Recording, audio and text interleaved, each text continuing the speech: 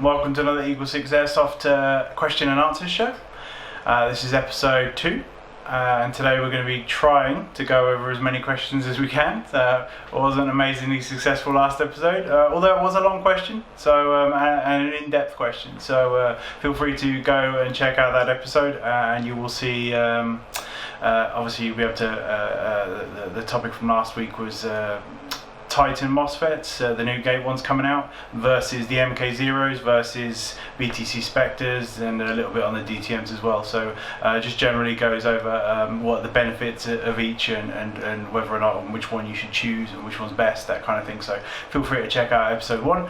And yeah, I just want to say thank you very much for all the people that have watched. We had some customers come in store and say they watched it. You know, it's very much appreciated. I know it was a lot of talking, but obviously there's a lot of info in there, a lot of nuggets, you know, which and me personally, I'm somebody that likes like content. You know, when I'm into my hobbies and stuff, I just like to have stuff on when you're being forced to go out with a girlfriend and do shopping or something like that, and you're driving along in the car and you just want to sort of have something on in the background just to sort of entertain you, and that's kind of like what the content is, so to keep you entertained, hopefully. So, and a little bit of information in there.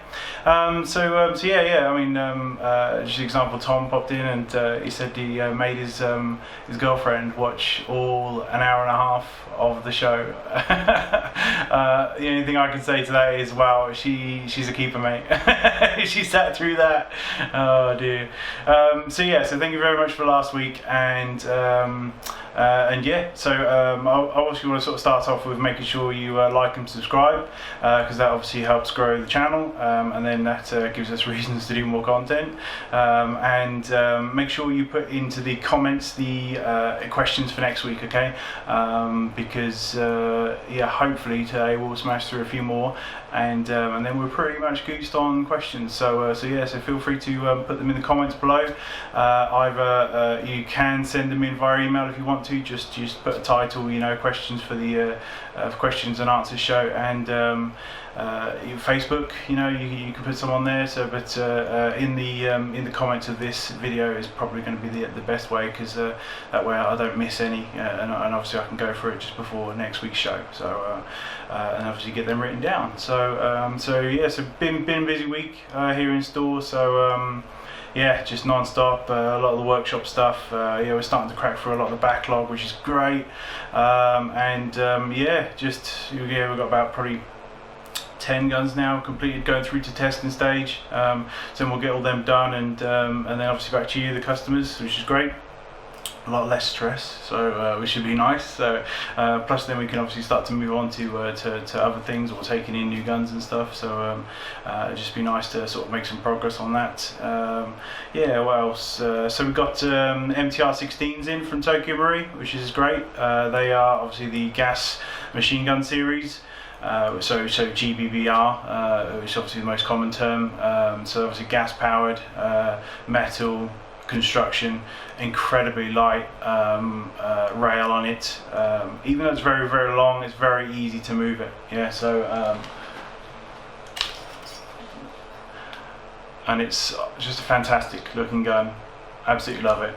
And yeah, I was just using it in store and I was like, yeah, this is nice. So and little things that I noticed about it, just like obviously the fire selectors, the ambi. Oh, I love that. So it's just so easy for changing the mag. So on both sides, yeah, brilliant stuff. And yeah, just very, very easy to move. Yeah, so I know we're not doing sort of crazy sideways shots and stuff, so gangster style, but it's just, you can just flip this round, and because it's so light, it means that it is a multi-tactical rifle, so it is useful for so many situations because of how fast you can move it around and stuff. So when you can bring up the gun super quick, so and also you can put mags in properly. So right. So that's the MTR-16. News on the Marui front would be obviously the Glock 19s are out. Yay! Yay! I can hear rejoicing in the background. Glock 19s, yeah! So they're coming out, and they're actually on our way to us. So I think they're coming in Monday, Tuesday time, something like that. So hopefully, fingers crossed, they don't get too molested by customs. You never know, they might be a fan. So I want to get a week's worth of playing with them before they send them on to me. So obviously the Glock 19s, they're obviously an improvement over the the Glock 17. So they've got improved magazines, even though they're actually smaller. So I think, pretty sure they are. So they're because they're pinned. So pinned magazines make for difficult servicing. So if you don't have like a vise to actually clamp them, because they're pinned, there's no screw and no casting going all the way through the middle of the magazine. So because that's removed, that means there's more space, more volume, capacity, for more liquid to actually fill it. So therefore it's a better magazine. So people can criticise pinned magazines all day long, but they are a better magazine, from a technical point of view. So they'll give better efficiency. And just example, the M45 A1, the 1911. I mean, 1911s, they suffer big time, especially in winter, from those thin mags. So any improvements there, and obviously the M45 A1 comes with a pin mag. So it's almost like, well, you could potentially, if you had another 1911, just buy the random. Right, you could then just buy the 1911 magazines. Sorry, the M45A1 magazines for the other 1911s, and potentially get a improvement in how long it lasts. So and obviously a little bit of extra gas efficiency could be the difference between you finishing a mag, or having two left in it, and it's obviously dying a death. So which is awesome. So something to think about. Obviously they've also got the bigger 15mm loading nozzle cylinder on there, so piston, whatever you want to call it. So that is bigger, so therefore it's going to have a bigger kick in the blowback. So they've got improved nozzles on there, and it's basically doesn't have any negative effects for that. You think, oh, it's going to be a bit more inefficient and stuff with having the bigger cylinder, but it's not. It's just as efficient, as, in fact, probably more so. I mean, the USP, just as an example, gets 3, maybe 3.5 mags in winter time, which is unprecedented performance, if you know what I mean, for a gas pistol in winter. It's just amazing. So what they're doing with these new ones and stuff. So that's not to say the older guns like Glock 17, isn't still going to sell well, because it is. It's the biggest selling pistol of all time, hands down, Tokyo Marui Glock, so 17. Obviously this is taking the 17 and putting it to a new level. Obviously assuming you like the size of the gun, it being smaller. So from what I've been told, it does have shorter mags and shorter front end. So overall a more compact 17. So obviously that's not going to be to everybody's liking. A lot of people out there say that smaller guns are for smaller hands. I'd completely have to disagree with that. So it's not just specifically for that. It's a compact gun for combat concealment, or just because somebody wants a smaller gun. So it's I don't think it's it's just a very broad sweeping statement to say it's for smaller people. So entirely, completely. So if the 3 pillars of pistols, one of them is looks, and the other one is second one is feel. So, and how that gun feels to you. So you might pick it up and think to yourself, oh, this feels horrible. So and in your mind you thought that was going to be great. So which is why it's so important to sort of pop into a shop and actually try these before you order them online. So because it could fail the second pillar. So you could pick it up and you think, no, it's not going to work. So whereas other guns, so somebody might absolutely hate the feel and hate the looks, but they love the performance, so MK23. So it's just really important to try these things before you buy them. So we're incredibly excited for them. So it's I even see a picture of one with like a sort of stippling all over it. One of the companies in Japan had sort of pre-done this, if you know me, before sending out. It looked lovely. So really nice. So so it's what else improvements? I was going to say functional extractor on the side, so but it's not really functional because there's nothing to extract. But basically, it's just a sort of working one as opposed to it being solid and built into the actual top slide, just to give it a bit more of a realistic look, same as what's on the USP.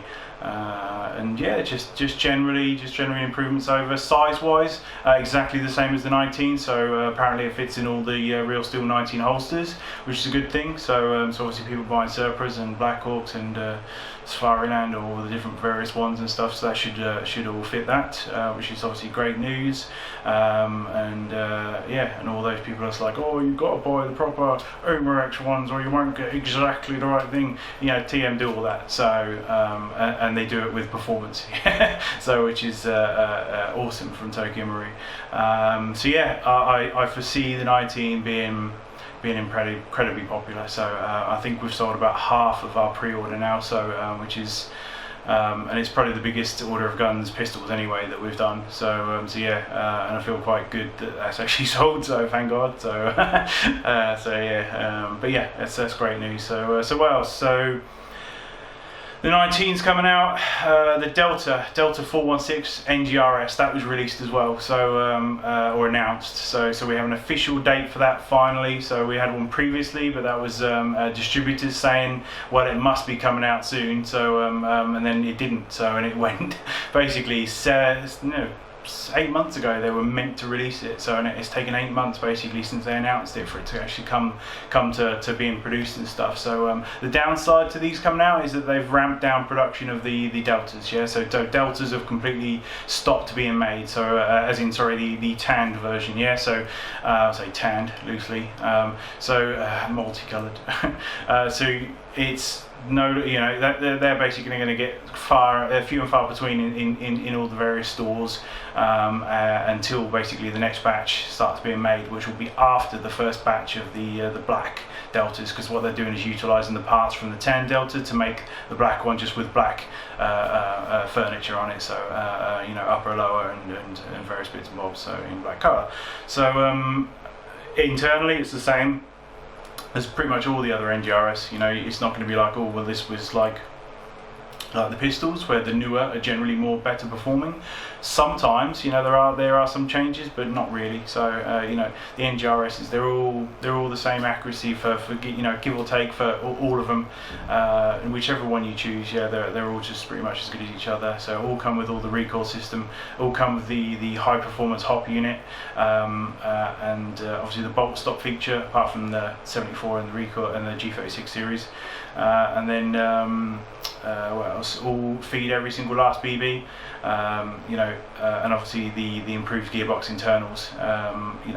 Just an example is you hardly ever see a broken gearbox, which is a massive improvement over normal V2. So yeah, it's just generally, that's what next generation recoil shocks are. They're the next generation of AEG basically. So they're taking the standard series. They wrote a big list from an engineering point of view as to what's wrong with standard series, and then they improved it and they created the next generation of airsoft guns. So after having originally created the first gun, so and that's why NGRS or next gen recoils are so popular. So because it's the next level. So it's the next generation of airsoft gun. So yeah. So obviously TM HK416 Delta Black. I think we've put the pre-order up now, so that can be pre-ordered, and prices should be the same as everywhere else. So obviously you get our awesome part support long term, for as long as you own the rifle. So we'll sort you out bits for that. So yeah, obviously not free, but it can be incredibly difficult to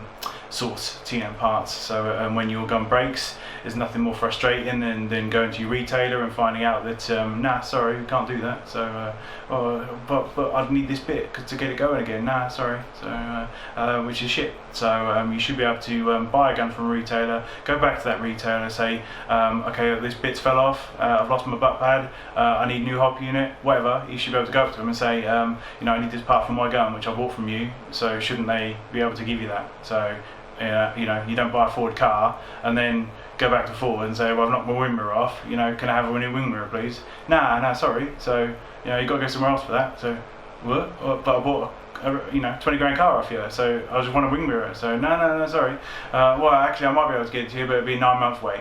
So what? So it's just, for some reason Airsoft is like its own thing and crazy. So yeah, so we're obviously trying to sort of address that, as much as we can do on our, because we're quite a small shop. So obviously all support appreciated. So yeah, so that's pretty much it really from the TM front. Yeah, obviously the hobby show. So so TM do announcements throughout the year for all the guns that they release.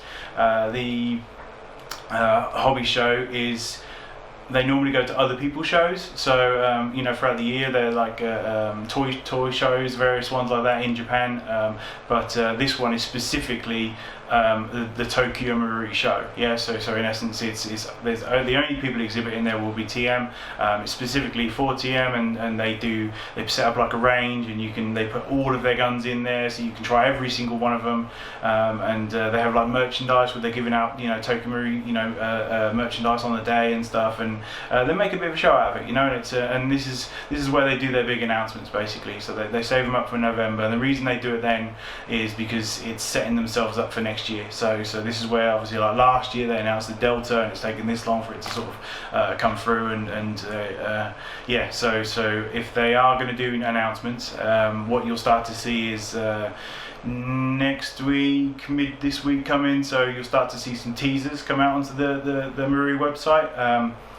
So there'll be like pictures of all the new guns that are going to be coming out next year / early next year, and there'll just be a little portion of it, and you have to kind of guess what it is, and we like to have a bit of fun with that, so it's always good fun, to put the picture up and have a bit of a guessing game, as to what they're going to be coming out with. So because it is Marui. So yeah, so it's exciting time. So yeah, fingers crossed, for that MP5 recall. So or maybe an M16. So that'd be nice, wouldn't it? So with a full stock on there. So yeah, as long as it's next gen recall, I'll be happy with. I mean, they could knock out another gas ones. They do sell okay, but let's be honest, they must see the numbers, and they must see that next gen recall are selling amazingly. So it's just incredibly growing, especially in the UK platform. Because of the whole auto bolt stop, which is a fantastic feature and should be in every single Airsoft gun. Simple as that. And then yeah, obviously the recoil system just gets you immersed a bit more, so the gun's shaking and you're focusing on trying to shoot something, and it's like, and you just get into it, So, and it's like I say, it's not a gimmick. It's just it allows you to be more immersed into the sport that you enjoy, So and ideally every gun should have it. So, but obviously it carries its engineering downsides to it. So yeah, so I guess I should probably start on some actual questions, which is kind of why we're here. So. Right, so I wrote down some questions. Let's have a look.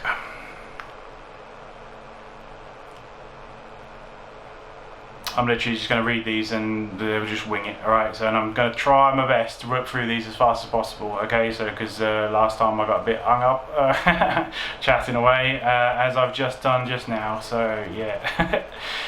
Which LiPo battery connection is best? Dean's or Mini Tamiya?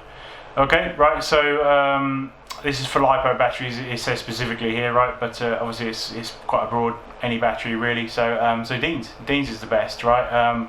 It's the reason it's a better connector, right? The best way to be describing it would be Mini Tamiya has a pole there, which is like a round hole, open like that. This is on the inside of the connector, and Mini Tamiya, sorry, the other end of it. So obviously the female, yeah. So the male.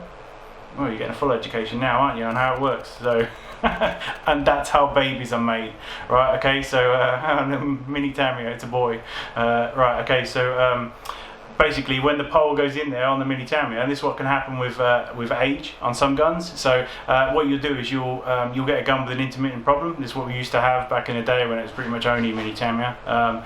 Is the gun's not working, and you're at a gaming zone, you're in the safe zone, you're like, oh, why is it not working? And then it starts working. You're like, oh no, it started working. And then you start playing, it stops working. You're like, oh no, it stopped working. And then basically you find out if you start wiggling this Tamiya connector, this part here, as it makes the connection, is working, not working. Working, not working. So you get the idea. So basically, Dean's is solid, yeah, pushes it in there. So it's that solid connection, which means that it's never ever going to be that loose connection or that intermittent fault. So because of that, it's a better connection. So also the ampage that you can carry on there is technically more, because it's thicker metals in there, so it can carry more amps. So i.e. when there's a problem with your gun and the wiring starts to heat up and everything starts to heat up, something at some point has to give, and obviously that means that it can hold, you know, a large amount of heat before something bad happens, basically. So it's good, better, more solid connection, passes more current, just generally more surface area for doing that, and is pretty much the sort of go-to standard when you're sort of upgrading. Okay, so but just bear in mind that depending on where you've bought the gun from, changing over from Mini Tamiya to Dean's could invalidate your warranty. In fact, I'd bet you £1 million that 99% of shops you're going to do that, and they'll obviously utilise that as a way of getting out of the warranty and stuff. And I don't know, say what you will, I guess, you know, but that is life, isn't it? You know, so and that's what happens. So personally, if somebody brought that back, I mean, we'd do it on a sort of, you know, as per basis type thing, but I probably wouldn't, you know, kick up a fuss about that, if you know what I mean. But the problem is when you start to see that, right, what else is there, what else has been done to the gun, you know, so before you know, the you know, by the customer and stuff. So just the other week, you know, we had a gun back, if you know what I mean. It was I said, it's been worked on before. No, it's not been worked on. And then you know, we obviously went inside, and it's definitely been worked on. So, and I said, it's got a new lower receiver. He's like, yeah, but that's all. So, you know, there's nothing else been done, you know. You know, it's not been, like, you know, taken apart. It's just had a new lower put on it. I'm like, well, you know, you have to take the gearbox out, you know, to put the lower on there. It's like, oh, really? Right, okay. Oh, I didn't think you had to do that. Yeah, you do. That's going into the gun. So, you know, which requires the whole gun being stripped. So, and then there's all kinds of things that can happen, you know, depending on the tech doing that. You know, they could lose bits, they could not put back in the right place, you know. So, and all these things, you know, can cause problems. So, you know, which then, when I get it, you know, I can't actually tell what's going on, you know. So is it something that somebody else has caused? Is it something that the gun's just happened, you know? So it's really important that for warranties and stuff, that especially if we're doing it, or other shops, yeah, that they're given the opportunity, right, to sort that problem out, you know, beforehand, because they need to be the first person that goes in there, because they need to see what's caused that problem, because, you know, you've got to give them the chance to you know, because everybody's, you know, trying to get better, you know, or should be. So and if you don't give them the opportunity to address their mistake, you know, so I see it all the time, you know, oh, this gun's broken and stuff, and they're just not going back to that particular shop, you know, to get it fixed. It was like, they'll fix it for you. So don't just slag them off on the internet, if you know what I mean. Take your gun back there, give them the chance to sort it out. So I'm sure they would. So, you know, you know, if they don't, then slag them off, you know. So, but yeah, it's, you know, it's I don't know, I suppose it's the nature of the world now, a lot of impatience going on in there, you know. So but yeah, for warranties and stuff like that, wherever you go, you know, you're going to need to give them the opportunity to fix it, yeah. So and then they can use that, because otherwise, if they don't learn from the mistakes, it could happen 50 times over and cost them much more, if you know what I mean, than just that one person. You know, they need to know if that's a problem. What if it's I mean, I think it's King Arms P90s, they had like a just straight out of box problem with the cut-off levers, you know, just not working. So like every single gun would come back, you know. So you know, the shops need to know that, so that then they can potentially, you know, before they send them out, address this problem. So, you know, otherwise it's costing them, you know, return deliveries both ways, and parts, and you know, labour and stuff, you know, to fix and whatnot, because they've obviously got to comp the labour. So you know, I mean, 3 hours time stripping a gun, you know, that's nearly £100 to give away free, you know. So so yeah, it's tangent, gone off on one again. Right, okay, so we've addressed Dean's then. Okay, so Dean's is better, but you know, it's not, you know, there's a certain convenience that comes with Mini Tamiya. So because you don't have to cut the gun up, you know, it does just work, you know. But obviously if you go over to Dean's, you've then got to change all your batteries over, you've got to change all your guns, you know. I think somebody bought a Vector in one time, Chris Vector, and the wire coming out of it was so short, you probably can't actually really sort of get, and you have to take the whole gun apart just to do a Dean's conversion. So you got to sort of weigh up, how easy it is to do on your particular gun, and then at that particular point when you're doing deans, you've then got to decide, well, do you go the whole hog and defuse, which leads into a whole other question potentially. So I'm a big fan of it. So again, if you think about how many breaks there are in wiring in a circuit, the more breaks there are, the less efficient your circuit is. So and a fuse is a big break in the circuit. So not to mention a lot of the fuses that come on guns are sort of 20 amp, and an upgraded gun can easily pull more than 20 amps. So which is then gonna spike that fuse and blow your fuse. So it's removing a failure point, and for me that's the most important thing, is making sure that the player never stops playing the game. And in theory you'd want a gun that lasts forever, even though we know the golden rule of airsoft is no airsoft gun lasts forever. So every airsoft gun breaks, buy backups. So right, so that's that forward. Right, let's move on, because otherwise I want to talk for ages and stuff. Do I play airsoft? No, not anymore. So used to, but obviously it'd be a bit weird otherwise, wouldn't it? So no, not so much anymore. A lot of my friends, they don't do it anymore, as in my sort of close friends back from my school days and stuff like that. They got me into it.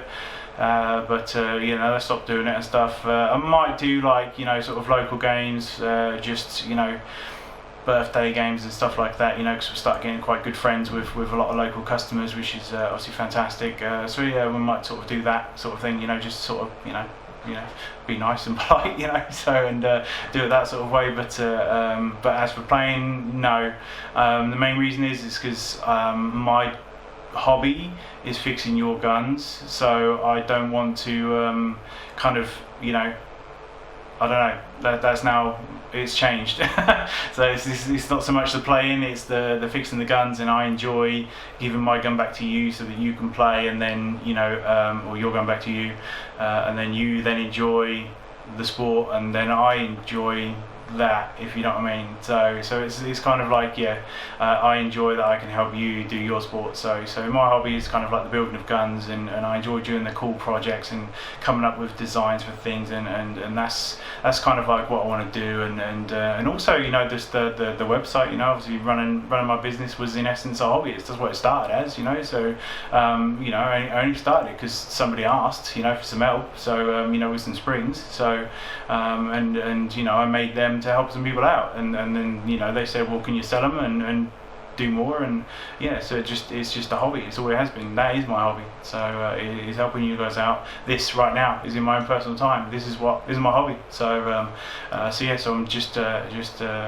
enjoying that part of it, so plus I've got obviously the family, so Sundays is my family time. So if I give up my Sunday to obviously go and play all day, then that's obviously the family. The daughter's not getting the time, and today we done the generic shopping trip, Peterborough and all that, and it's if we don't do that and spend time, then it's just basically work then, isn't it? And hobby becomes a chore, and you got to balance things, haven't you? So me giving up a Sunday would be, because we do get invited, to like bring stalls and stuff to local sites and stuff, and maybe set up a thing, Eagle 6, and have some products on for sale and stuff. But it's just giving up all your time into it, and then just it's all airsoft all the time then, isn't it? So I don't want to get to the point when I'm not enjoying it, so it's so you got to sort of always balance that, otherwise things get a bit too much, don't they? So I've still got my own hobbies as well. So I used to do a lot of triathlon stuff, so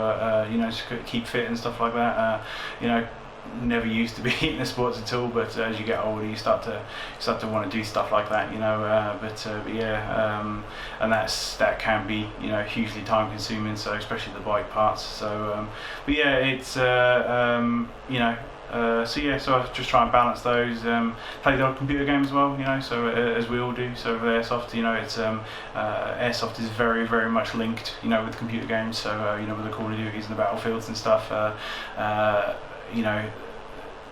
It's sort of almost a way of getting out from the bedroom, isn't it? Get a bit of exercise, but you're still getting your kill on, So it's I think you're going to see long term a lot of linking, so between computer games and airsoft, and going forward, a lot of the next generation of airsofters, I think you'll find will be predominantly gamers, yeah. So moving over into airsoft because they see a Novrich video on Lad Bible or something like that, and they're like, oh my god, wow, I get to do headshots, you know. So so that's that one. So let's move on. Otherwise we'll get stuck. So we're at 2 now. We already doubled last week, right? Why does the NGRS series lock up? So obviously NGRS is short to Next Gen Recoil Shock series. So just a acronym is it? Yeah. So why does it lock up? Okay, so all guns potentially can lock up, potentially. So with the mechanical parts that are in the gears and stuff, just some designs are more prolific than others, right? So one of those was the version 2 M4 gearbox, which was prolific really, so for locking up, you know, even to the point where it got the name V2 lockup, you know, so as being a thing. So you know, when something gets a name like that, you know it's a you know it's fairly commonplace. So just the specific design of V2 just seems to be more, you know, it just seems to be more, you know, a chance of happening, if you know what I mean, the way the trigger switch is designed, the cut-off lever compared to V3, say for instance. So basically it's and the reason why it happens on NGRS is, although it is the next generation of gun, and they have done some improvements, like the access to the anti-reverse latch is easier, so you don't actually have to strip the whole gearbox. If you get a lockup that's not possible to clear with switching to full auto, on the V2, new V2, yeah, the next generation V2, you can most of the time clear it by going to full auto, yeah. So as in the way it happens is, you know, to sort of describe it, you'll be pulling single shots, and then it goes click, click, click, click, click, and nothing happens, right?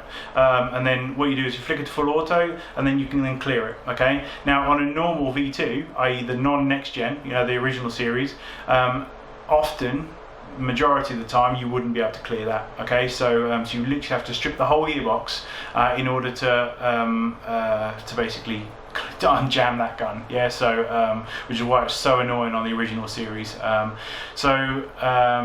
To the point where some manufacturers would build in anti-reversal release buttons, you know, so into the design, so that if that did happen, you just press a button, it just releases the anti-reverse latch. So you know, to try and get around that problem, because they couldn't actually remove the problem. They could just kind of give you something to make it better when it did happen, you know. So NGRS is improved, yeah. So in that, you know, we can get away 90% of the time by just, you know, sticking it to full auto and clearing it back to normal. So why does that happen? Okay, so there's a lot going on with NGRS. You've got to move a recoil system. You've obviously got to you know, use energy to cycle the gearbox. You know, as the gears cycle, they pull back a piston, which compresses a spring, which obviously puts load on it.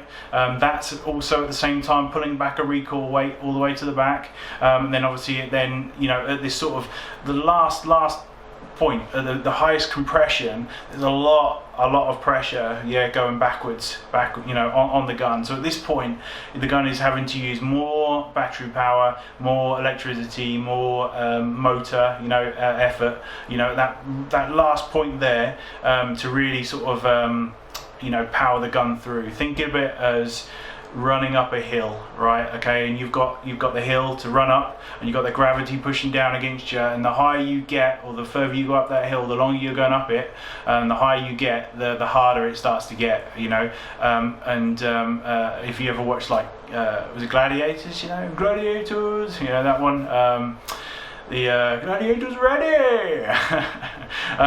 If you the escalator, I think it was, you know, right at the end of it type thing, you know, when you watch those guys and then they fall flat on their face and come back down again, because you needed to hit it with a lot of momentum, and often the faster you race up it, the easier it is to get to that top and then go over that lip, and then it will get easier after then, yeah. So which is in essence what it is at the highest point of compression. So so the faster you go over that hill, yeah, is the less chance you have of getting to the top of it and then falling flat on your face and you know, coming back down again. So obviously with next gen and AEGs, right, you can't come back down because there's an anti-reversal latch, yeah. So all that's going to happen is you get to the top, it tries to come back down because you're running out of energy, and then it can't. It just locks. Yeah, at that point. So and the reason it locks, right, is twofold. One is because of that.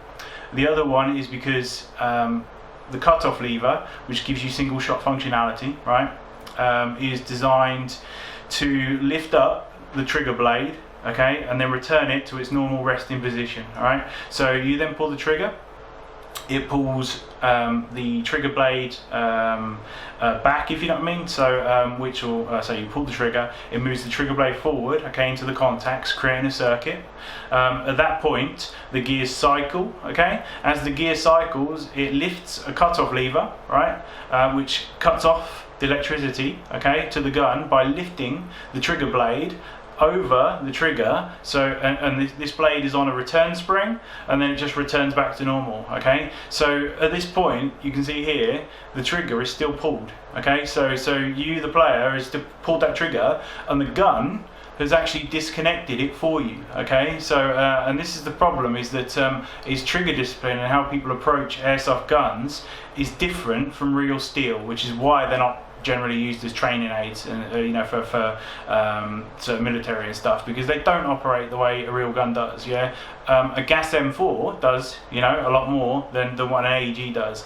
The AEG for single shot requires you, okay, this is the blade, okay, which is in the trigger, the contact switch assembly, and this is your trigger, okay, and you push it in and it makes a circuit. Okay, it requires you to hold that trigger there and not pull it back yourself.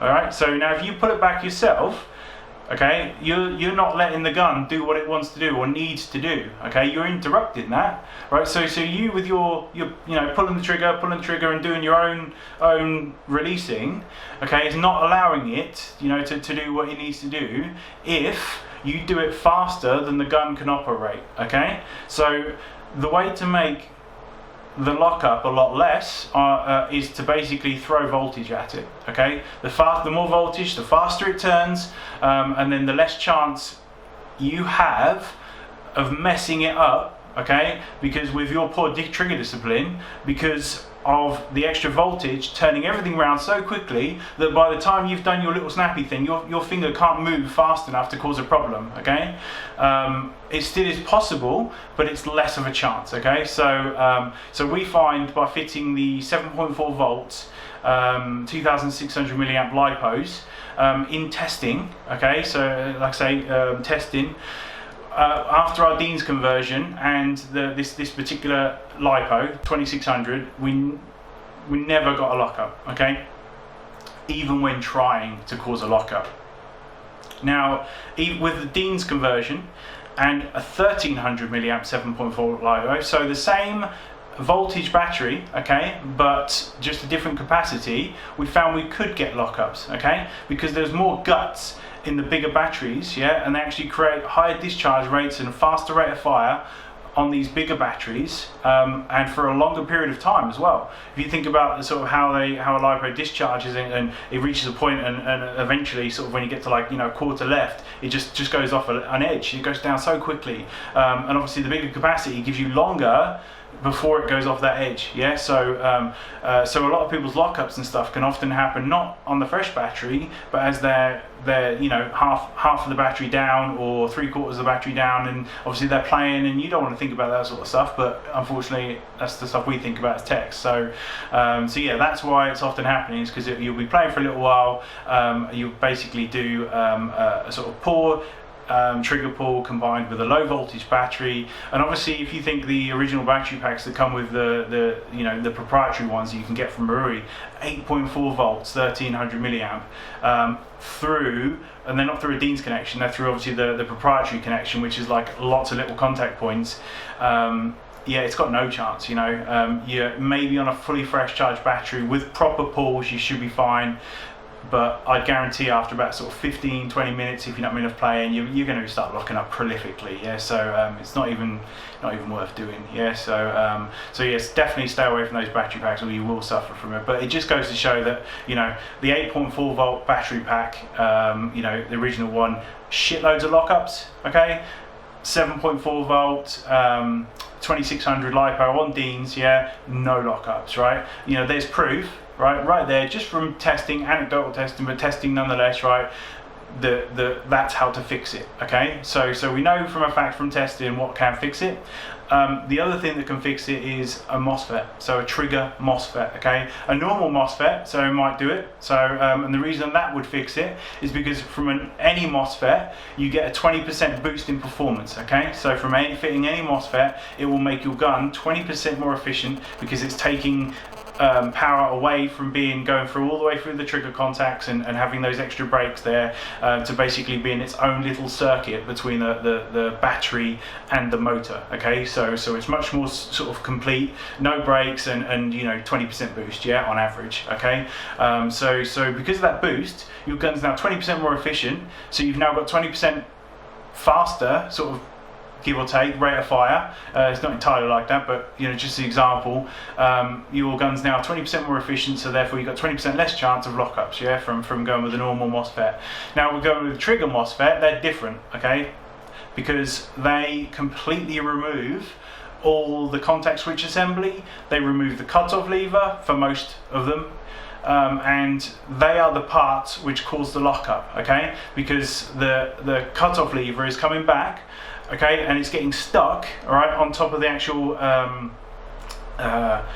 top of the cutoff lever, because you're trying to disconnect it as it comes up, okay, because it's cycling and you're taking the power away and pulling it back manually too soon, and basically it then gets sort of hung up on top of the cutoff lever, and it's just hovering above the trigger. So you're making like this, click, click, click, click, click, right, and it's like clipping it, but it's not moving it forward or backwards, and it's not allowing it to move in the correct position that you need to do. So therefore, when people say that it's a trigger discipline, they are correct, right? So for the most part, right?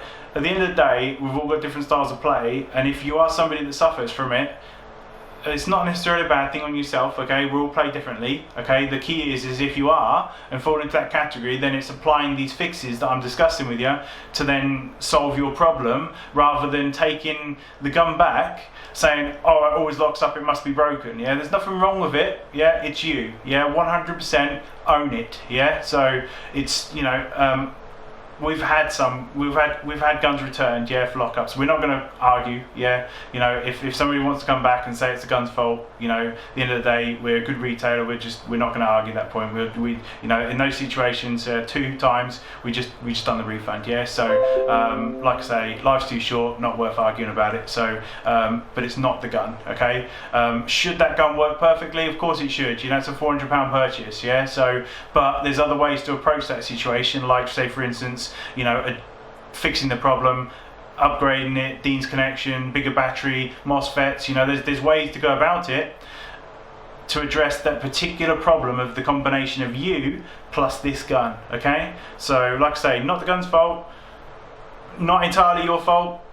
Should the guns work perfectly? Of course they should, yeah. In a perfect world, every single product that you'd ever buy would work perfectly, but don't live in a perfect world, do we? So yeah, feel free to obviously blame the gun and not yourself, right? But yeah, at the end of the day, if you pull that all to the back and you allow that gun to cycle, it will be returned to the correct position, okay? And then you can release it, you can pick up the blade again, and you can pull it back again, okay? If that's not happening, right, because you're doing this, right, but because that's just how you play, like I say, that's fine. Just own it and then apply the fixes you need to do to your particular gun to make sure that never happens again, okay? So for your style of play, all right? But just, yeah, don't blame the gun. You know what I mean? So, yeah. So, more voltage, trigger MOSFETs. In my opinion, every single next-gen gun out there should have a next-gen MOSFET, yeah? So, a lot of people say, oh no, I don't do burst fire though, I don't need it. I don't need that fancy frills. So it's not about that. It's just when you've got that in there, I don't know if you ever use like PTWs and stuff. It's just instant trigger response. It's just like clack, clack, clack, clack. It's so quick, and everybody should experience that in their gun that they own. Yeah. So I would love for every single one out there, every single gun owner out there, to have a trigger MOSFET in their next gen, because it transforms the gun. So I'm always surprised when people order like £500 internal upgrades but no trigger MOSFET. It's I'd much rather have a trigger MOSFET than a cylinder and a cylinder head and a piston head and stuff like that, any day of the week, because it's tangible gains. It's physically changes how that gun actually works, and how it feels. Whereas a piston head, how are you going to feel that change? You're not. So it's trigger MOSFETs all day long, any day of the week. Even if you're not into it and you like your gun stock, so go stock, right? But with a trigger MOSFET. So it's just, like I say, it removes the mechanical part of the gun, which is a failure point. There's no two ways about it. Don't get me wrong, electronics can fail. There's always that chance electronics can fail. So but mechanics and mechanical parts and how the mechanical timing is done, it has more chance of, like I say, this lockup and problems, than not. And also your trigger contacts eventually are going to wear out anyway.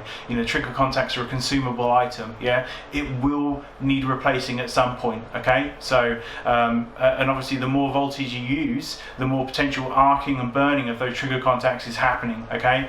And somebody who's using single shot prolifically is going to need to replace those trigger contacts faster than somebody using full auto, okay? Because you're constantly sparking arc, and you're burning every time it arcs and electricity shoots across on these two bits of metals that are close to each other. It burns, and you get this charring, and you can service them, after a little while, and you can clean them up a little bit, but eventually the nickel coating, nickel plated coating on these, they burn away, so then it's no longer smooth. It's like this sort of raw copper underneath it, and then you've got raw copper sliding on raw copper, and you need that nickel coating on there to make things slide properly. So and obviously the grease as well, and then you start to get things like you pull the trigger in, and the blade just sticks in there, and it's just stuck because it's raw, it's not sliding, it's rough on rough, and at that point you just need to replace the trigger contact assemblies, and they're hard to source. So unless somebody's giving them away for cheap money because they're upgrading to a FET,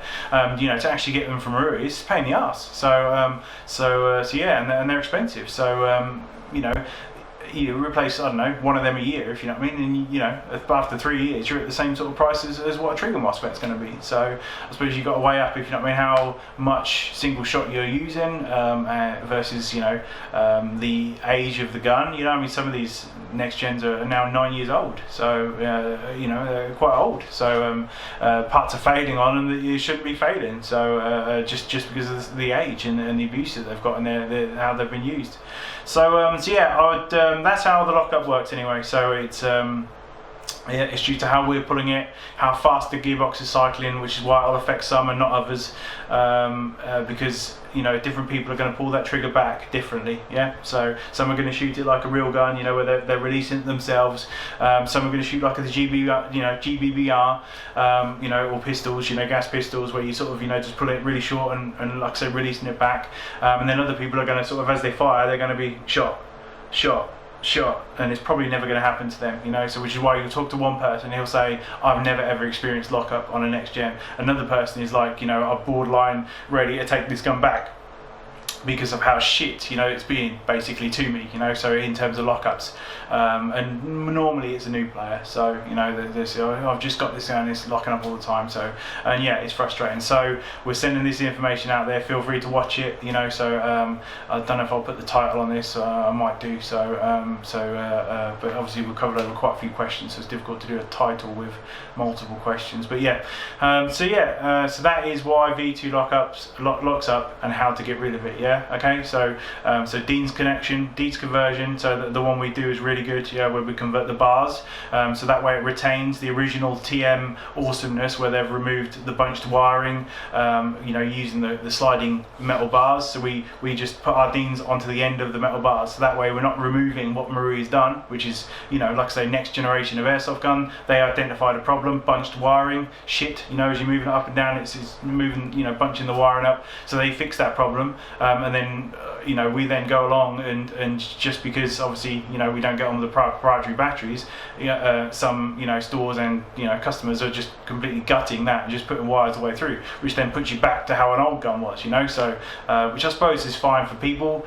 What's not fine is forcing people to do it from the get-go who don't know any better, so as in new customers, so that winds me up, so there are better solutions and just because it takes a bit of your time, yeah, doesn't mean it's not as good. Yeah, so just put some effort in and you'll get a better solution. Putting the wires on the end of the bars, yeah, it's a fantastic solution that maintains your Marie thing, but just simply removes that proprietary connection and just allows you to go to normal 1400 battery, drop it in there, and then just make sure you change it out before it gets to the point when it might potentially be causing lockups. So but remember that the moment you go trigger MOSFET, you can use much smaller batteries, because remember, you've got that efficiency.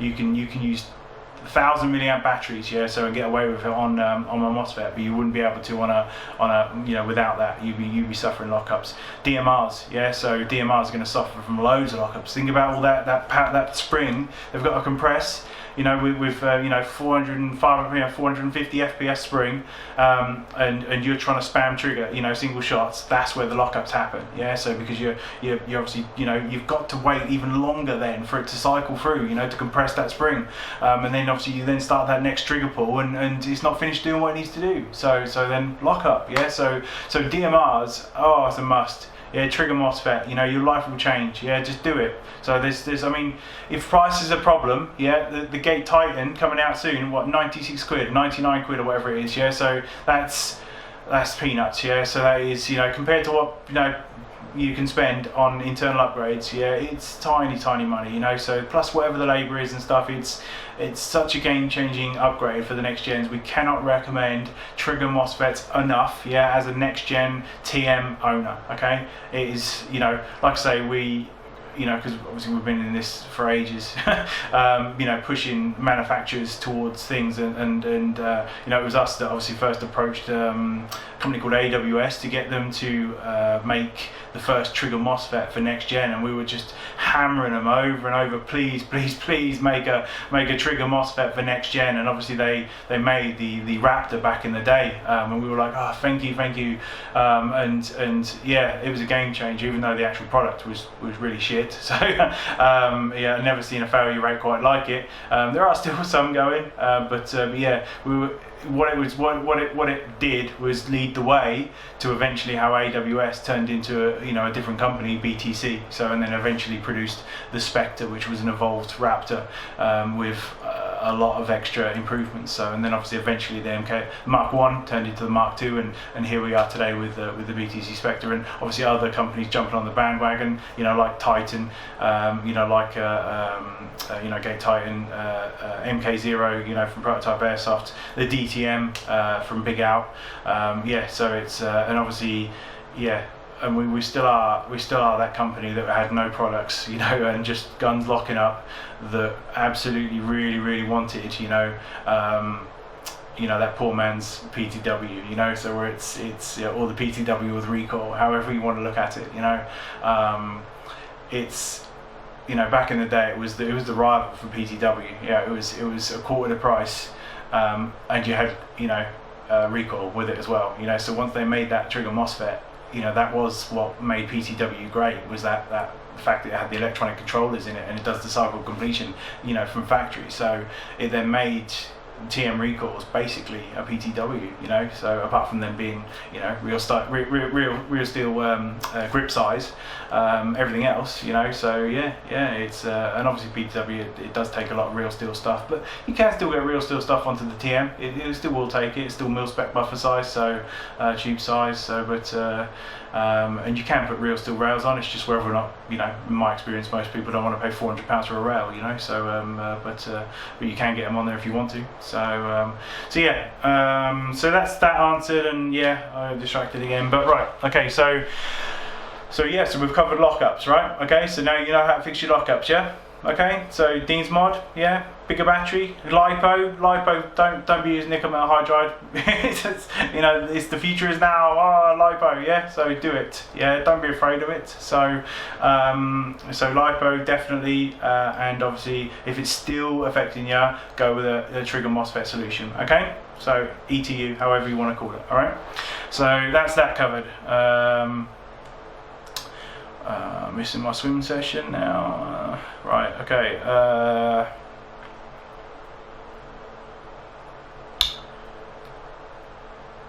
Why does it lock up? What's the best hop up for different weights of BBs? Right, okay. So there are a lot of hop-ups out there nowadays, yeah, and rather than going over which is the bestest, yeah, okay, so because I personally believe in trying everything, yeah, so don't just stick to one thing. So if you're just, you know, following, you know, what somebody says, you know, then in essence you're sort of, you know, sheeping along a little bit, you know, so which is fine. If you don't have the time and money, I suppose, to do that, then do your research and find out what people are recommending. But you got to watch out with the internet. It's especially in the airsoft scene, because a lot of the stuff, you know, that's on the internet can be from a different region, okay, so like, you know, it might be from America or something like that. They're going to have access to different parts that we're going to have access to in the UK, so, you know, they might be able to get certain brands that we can't. So, you know, I see somebody the other day saying, oh, what was it? Oh, I really want an Echo 1, you know, gun. And I'm like, why? You're in the UK, why would you want that? You know, you're never going to be able to get any parts for it. You know, it's stupid, absolutely stupid idea. You know, just if you're going to go for that particular gun, find a brand that makes that gun but is more prolifically available. Yeah, because what happens when it comes to servicing? You know, what happens if you break the gun and you need a part? So, you know, how the hell are you going to get that? Are you going to order every bit that you need from America? So, assuming you could get it, so and then you're going to pay for shipping every single time. Oh, ridiculous idea. Yeah, so just bear in mind that some of the stuff, yeah, so some of the biggest YouTube channels are out there at the moment are in completely different countries to us. You know, they're from the States and they play different games. They play a different type of airsoft out there, you know. So and the whole Speedsoft thing coming over from America, and I think it actually originated in Philippines, was it, or Taiwan? Some of them are over there, if you know what I mean. So, but it was big in America, and like I say, you know, when you see the AI UK versus USA thing they did once, you know, it's sort of, yeah, vastly different sort of, you know, sort of what people were dressing up in, you know, different equipment, you know, so just, you know, yeah, like I say, different brands are accessible in different countries. You know, I see them raving a lot about Classic Army over in America. I think it was I think it's Airsoft GI. I think we're plugging them, selling loads. I know, you know, the big offer on this, buy this one. And the truth is, you know, try and get yourself a Classic Army gearbox over in the UK. You know, just, you know, or you lose a bit off the side of your Classic Army and try and get it here. You know, they've gone downhill massively. Classic Army have in the UK specifically. Yeah, so they're dishing out some crap over here, or we're just, you know, from the point of view of wholesale and distribution and stuff, we're just getting older stock, or I don't know. So, but yeah, they're not great at the moment. So, you know, they used to be the go-to. So, I mean, it used to be TM Classic Army, you know, if you wanted the full metal TM basically. So now you can't. Now you just get a bunch of crap. So it's just, yeah, not great. And obviously, you know, no manufacturer support at all.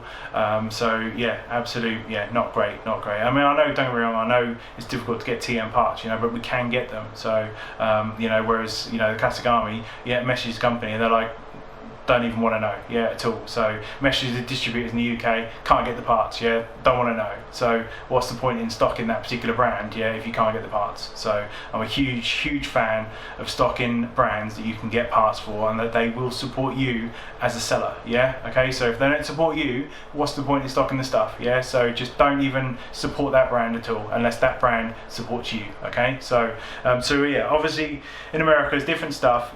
So yeah, so we really recommend, yeah, you trying all the different hot rubbers and stuff like that, and watch out what is recommended on the internet, because sometimes that is just what's available to the loudest speaking people on the internet, okay. So there might be particularly raving, you know, oh yeah, do this and stuff like that. And what I find, you know, especially in the airsoft mechanic scene, a lot of it's America, yeah, so a lot of it is from the States, and they're all focused on the cheapest brands and you know, knocking up budget build type things, and you know, I don't know whether maybe I'm a bit Gucci, I don't know whether I don't know, we're a bit elitist in the UK possibly, I don't know. I mean, we do like our next gen TMs, don't we? But yeah, it just seems a little bit more budget over there, and they're very much focused on, you know, 1 minute it'll be our element's the best, you know, so, or it's not the best, it's the cheapest to you and it's the most available to you. So and don't get me wrong, you know, don't get me wrong, as a workshop you want to be able to get that fast turnaround on parts, you know, so obviously an available brand is fantastic. So when it comes to getting guns fixed and not fixed, so yeah, it's I think I can't remember what people are raving about at the moment, but just to stop myself going off too much on a tangent, right? But you'll find certain hot rubbers and certain brands are going to be raved about more than others at certain times. Yeah. So basically, 1 minute will be we're raving about the SHS hot rubber, and then it'll be raving about the maple leaf hot rubbers, and next thing it'll be there was a Falcon one that was being raved about for ages, and you know, you think to yourself, what even is that brand? And the brand doesn't even exist now, as far as I know. So it's just, you know, and then you'll see somebody else rave about one, oh, you do modifier, and you basically do stuff for yourself. Yeah, figure stuff out for yourself. Fit hot rubbers. Test it outdoors, yeah. So test it on a calm day, and make sure you try and reseat it a couple of times if you're getting bad results, yeah. So because how you seat it could adversely affect your thing. I mean, just imagine how much testing you would have to do to test every single hot rubber combo, one after the next, on the same gun, okay, to really dial in accurate results about which is the best hot rubber and stuff. It's not going to happen. Nobody's going to sit there doing it, and even if they do, the time that's going to take is going to skew the results, because they're going to be rushing each and every sort of gun to do, and a lot of their results is basically going to be based on what they have access to, yeah, okay. So what I like to do is sort of look at what that hot rubber is trying to offer you, right, as to whether, so you've got the normal TM design. Let's take the TM next gen as a sort of example. That is a standard bump hot rubber, okay, with a standard round barrel nub coming down into it, okay. So changing that to, say for instance, the Prometheus Purple, that's not changing the design, okay, of how that approaches hopping that BB, okay. The only thing that's changing is material, and possibly the shape and how it interacts, maybe in forming a better seal, possibly, or meeting the nozzle a bit better, you know, to form a better seal, so less air loss, possibly, you know, better grip of the BB, maybe if it's a softer material, a grippier material, maybe it's just longer lasting material, you know. But either way, nothing really huge, you know. Yet the Prometheus Purple is probably the biggest raved about you know, nub on the market, but it doesn't change the design over the TM one. So why change to the Prometheus Purple over the TM one? Not that I want to do myself out of my biggest selling product, but yeah, it's just, what is it offering you different, you know, just from a design point of view? Not a huge amount. So is it better than the TM one? I'd have to definitely say yes, you know. So especially if yours is used, you know. So remember, it's a consumable part, so even if you fit an aftermarket one, you're still going to have to then change that regularly, so depending on how much you're using your gun. So possibly consider it once a year, you know, for changing a hot rubber. Yeah, so I'd like to look at ones like the Firefly ones, which obviously have got the sort of fingers coming down. Maybe the W hold, so you've got sort of the PDRW, so it sort of comes down and holds it different. Maybe the Maple Leaf, you know, that's got the sort of, you know, ramp sort of style. What else are the different ones that are out there? Yeah, you've got loads and loads of different ones out there. So how they affect the BB is how the hot rubber works, right? So that hot rubber is going to have an effect on how that BB flies through the air, okay? Not necessarily how that BB, how the weight of the BB is handled, okay? So i.e. the amount of backspin, lift, yeah? And whether or not you can or not handle heavier BBs, right? Because the VSR, TM VSR out of the box, yeah, won't lift, right? 0.4 ammo, right, out of the box. It just won't. I think 2.8 is like the max on it, and the reason is that it only comes down so far into that barrel, so it can only give so much backspin, okay, effectively. So if you think about it, the part that's coming down in there is not the rubber as such, unless it's a, you know, a changed design that's awfully thick, right? It is the nub, which is pushing down into there, which is causing it to push down a certain amount, yeah, and also the hop unit, the arm that's coming in there, that's pushing down a certain amount, okay. So it's not so much the hot rubber, right, which is affecting your use of heavier ammo, okay, it's the nub and hop unit and arm, yeah.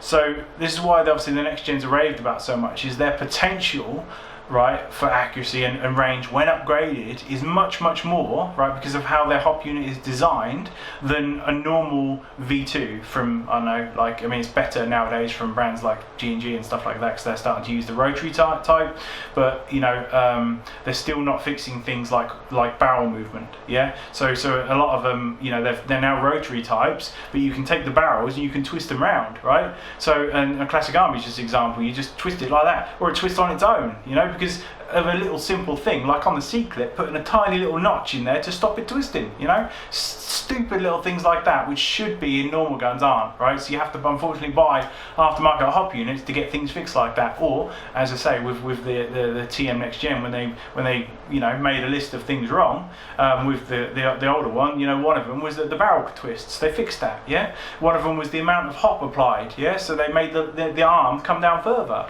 You know, one of them was that it can sort of change on its own, you know, because the thing can twist on the side just on its own accord. As the BB pushes through, it can move it. So they fixed that with clickers, yeah. So basically it clicks as the rotary system moves around, as the barrel moves around, not the barrel, sorry, as the clicker moves around. So as you do the adjustment, so that's an improvement. They shortened the distance between the mag and the actual thing, so less BBs are trapped in there, so it feeds every last BB. You know, all these improvements make the next gen hop unit amazing. So when people say to me, oh yeah, should I upgrade the hop unit? No, leave the bugger alone, yeah, on the next gen. The hop unit's amazing, right? So if you're going to change anything, change the rubber and the nub, right? Because the TM design has been changed, as in there's other designs out there that bring something else to the table different than what the TM one is offering, and that's what you should be testing and trying, okay? Different ones out to see if that combination is good for you and gives you results that you're happy with, okay? So, and that may well be the Prometheus Purple. You might put it in there and think to yourself, oh, it's going 20 meters different further, even though it's no different on the TM one. Oh, it's amazing. So odds are yours was probably worn, you know, and that's where you're getting that results, right? But fair enough, you're now enjoying your product, good purchase, yeah? So, and that's all that matters, right? So, yeah, there's other different ones out there. I find that the Firefly one, just because it's things that come down there, it just seems to just sort of throw it consistently straight, yeah. So, but the problem is I say there's no problem as such. It's just there's obviously just vastly different out there. Things like R hops and stuff like that. You know, where you can sort of take it even further, where you're almost custom making every part of it yourself. So, what if you want? So with regards to the question, right, the ammo types. You can, on your normal TM, the normal TM hop rubber is designed to sort of work certain ammos, right? You think about 8 years ago, there was only just 2s, 2 5s, there was 2 8s, but it was considered a sniper ammo. I mean, there was some 2 8s for normal AG. You can get in decent sized bags. I think the Garda ones back in the day were fairly good. But yeah, I mean, 2 8s were you know, that was kind of the biggest really for sniping. Maybe there was some 3s, I think, but they were like black, I think, if I remember correctly. There was maybe some 4s, and yeah, they were annoying colours. But yeah, it's now moved on massively, you know, because obviously they've realised, you know, or the airsoft community in general has realised that the heavier the BB is, the further the range you go, because the more backspin you can apply to it before it skies, yeah. So that more backspin is, you know, creates more lift, which creates more carry, you know, which then gives you more range. Okay, so so if you want more accuracy and stuff, go for heavier ammo. Yeah, obviously the reason why everyone just doesn't default to heavier ammo is because it can affect your speed to target. So it'll make it go there slower. You know, to the point where, you know, people are stepping out of the way of it, possibly, you know, so on a stock TM. So, you know, you can't just like slap a 4.3 in an AEG that's shooting at 280 FPS, you know, it's going to float out there so slow, yeah, that people would just literally just be able to, like, you know, well, and just watch it go past, you know. So and that's just not going to be any good for anybody. So though you could probably fly that BB very far, yeah. So you know, because of the amount of backspin that TM hop unit can apply to it, yeah. So so there is you know, with the modern hop units, it is possible now to install something like, say for instance, R hop or very thick, you know, flat hops, you know, that are generally quite thicker on some of the more advanced hop units that are designed to push down further, okay, and you know, for every given movement, operate the you know, push down further into the barrel. it is possible that you can get too much spin now. Okay, I mean, if I'm building a DMR, I will do it this way. Okay, I will not build a DMR to be perfect on 2 ammo. Yeah, that's pointless. Yeah, so there's no, if somebody comes up to a DMR, which comes up to me and says, you've made me this DMR, but it's not working very well on 2s. Yeah, I would take it off them. Yeah, and then say no. Yeah, not allowed. Yeah, so you need to use heavier ammo with that, and that's how it's designed. Okay, so and just, you've got a range of movement the way you've now built it up. Yeah, so to handle that heavier ammo, and basically there's going to be a minimal bit when you wind it all the way off, and it's still going to be pushing a certain amount in there, which means it's potentially then going to be over hopping that lighter ammo. You're just going to have to live with it. Yeah, if you want accuracy and range, you need heavier ammo, and to handle that heavier ammo with some guns, depending on the gun, you need to then modify that hop unit so it's either pushing down further, okay, or the hop unit, the nub that you're installing in there is thicker, okay, to push down more for every given movement. Okay, so for every given notch you alter it. Okay, and that's how you handle and get the backspin on heavier ammo. What I like to see, to know that my hop unit and my accuracy is perfect, right, is with every gun that you own right, you need to be able to over hop, okay, and you need to be able to under hop. Okay, if you can't under hop, right, how do you know that it's correctly set up? Okay, so it's the same thing as setting up motor height adjustment. You go too much, then you wind it all back off to it's too far away, and then you find somewhere in the middle that's perfect, and that's kind of what setting up a hop unit is. Yeah, you wind it up so that it's skying the BB, okay? Then you wind it back down so it's going too short, and then what you do is you find somewhere nice in the middle that's a shot type that you like, okay? Now, when you change up then to a heavier ammo, after you've perfectly set up 2.5 ammo, right, you change up to freeze, okay, you're going to then, on that setting, okay, the BB is going to come out and go out of it because of the weight of the BB. Okay, so then what you do is you then put more hop on there, and this is where some people find that they're already at the max and they can't go any further, and they're like, oh no, and then they're just not hopping the heavier ammo. And this is where these modifications come into the hop units to allow you to handle heavier ammo, like the VSR hop arm that we made, our metal one is specifically designed with a steeper angle, so that for every movement you do, you adjust it goes further down. Yeah, so it basically allows you to put more backspin, okay, on the heavier ammos, yeah, which is what people use with snipers. Yeah, so if you then to use that product and then go back to 2s, it's going to sky it. Yeah, but that's fine. That's how it's built. You've now customized your gun to operate heavier ammo better. Okay, so I think, let me just read that question again to make sure I've covered that one.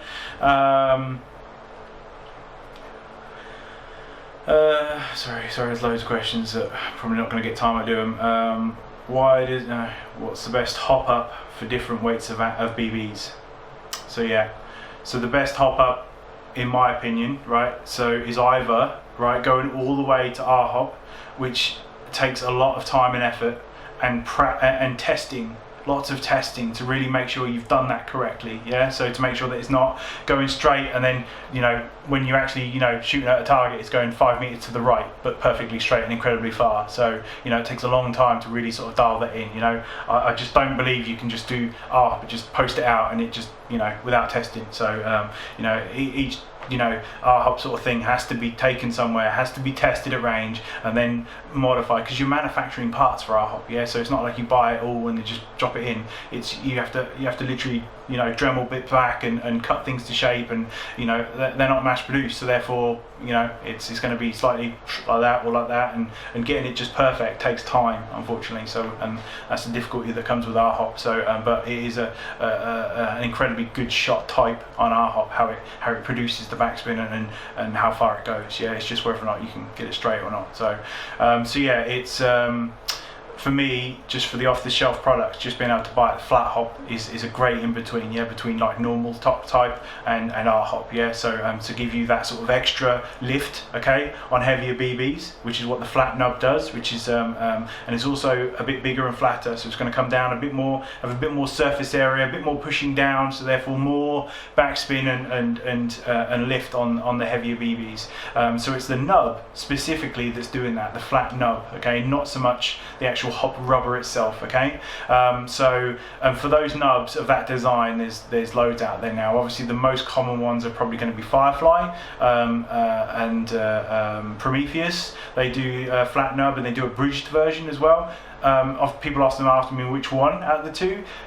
Choose for yourself, yeah. So you know, they're both going to produce different sort of shot types, and it's up to you to decide which one you prefer. And sometimes, depending on which type of rubber you're installing there, it might be perfectly situated or designed for a bridged version, or it might be perfectly designed for a flat version, yeah. So and until you do the testing, you can ask and ask and ask and ask, but you're just going to get people's opinions and stuff, yeah. I can give you, which is what we do with our builds and stuff, our go-to, yeah, which is the Firefly flat nub or the Prometheus flat nub combined with Airsoft, okay, combined with the soft Firefly hop rubber, okay. That will give you great range for an out-of-box product, yeah, which is incredibly accurate, okay. And when I used to play with it, it was more than enough, yeah, to the point where at range I would have to add inaccuracy to make sure that you get a spread at range, right, to actually, you know, because people are moving across. If you're really incredibly, you know, it takes some time to get there, so if you're incredibly accurate,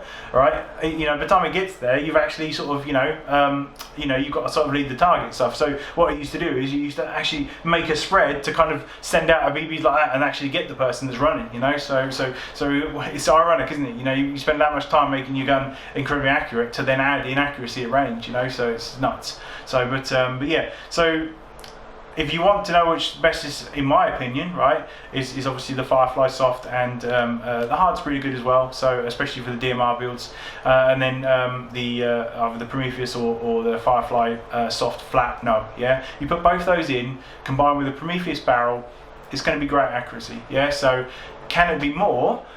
You know, we're learning new stuff about airsoft all the time, yeah. So of course, with effort, you know, there can be potentially more than an off-the-shelf product, yeah. So you know, as proven by our hop being really, really popular. So you know, it's not going to be popular if it's not going to. Well, actually, you know, yeah, there's lots of things that are popular which you know, talked about on the internet and stuff like that. So, but all I can tell you is that we've tested both, yeah, and both are good, right? But from a convenience point of view, it's certainly, you know, and the shot type it produces, it's not a lot easier to consistently knock out the Firefly combo than it is the R-Hop combo, because you know, you don't have to do as much testing, yeah. So which is certainly nicer from a shot point of view and time wise and all that. So you know, is R-Hop better? We do both, yeah. So I'm not going to say one's better than the other. So if somebody comes up to us and says do me an R-Hop, I'm not going to turn it down. So yeah, of course we'll do the R-Hop for you. So you know, it's you know, as gun techs, you've always got to be open to the potential that there's something better out there. So is there potentially something better than the Firefly combo we use? There may well be. So you know, there's always potentially going to be something better, and if you're closed-minded to that, then that's, yeah, you know, that's not good, yeah. So you've got to always be open to the fact there might be something better out there, yeah. So unless it's Tokyo Marine Next Gen Recoil Series, in which case there's nothing better out there. Right, okay, so next one.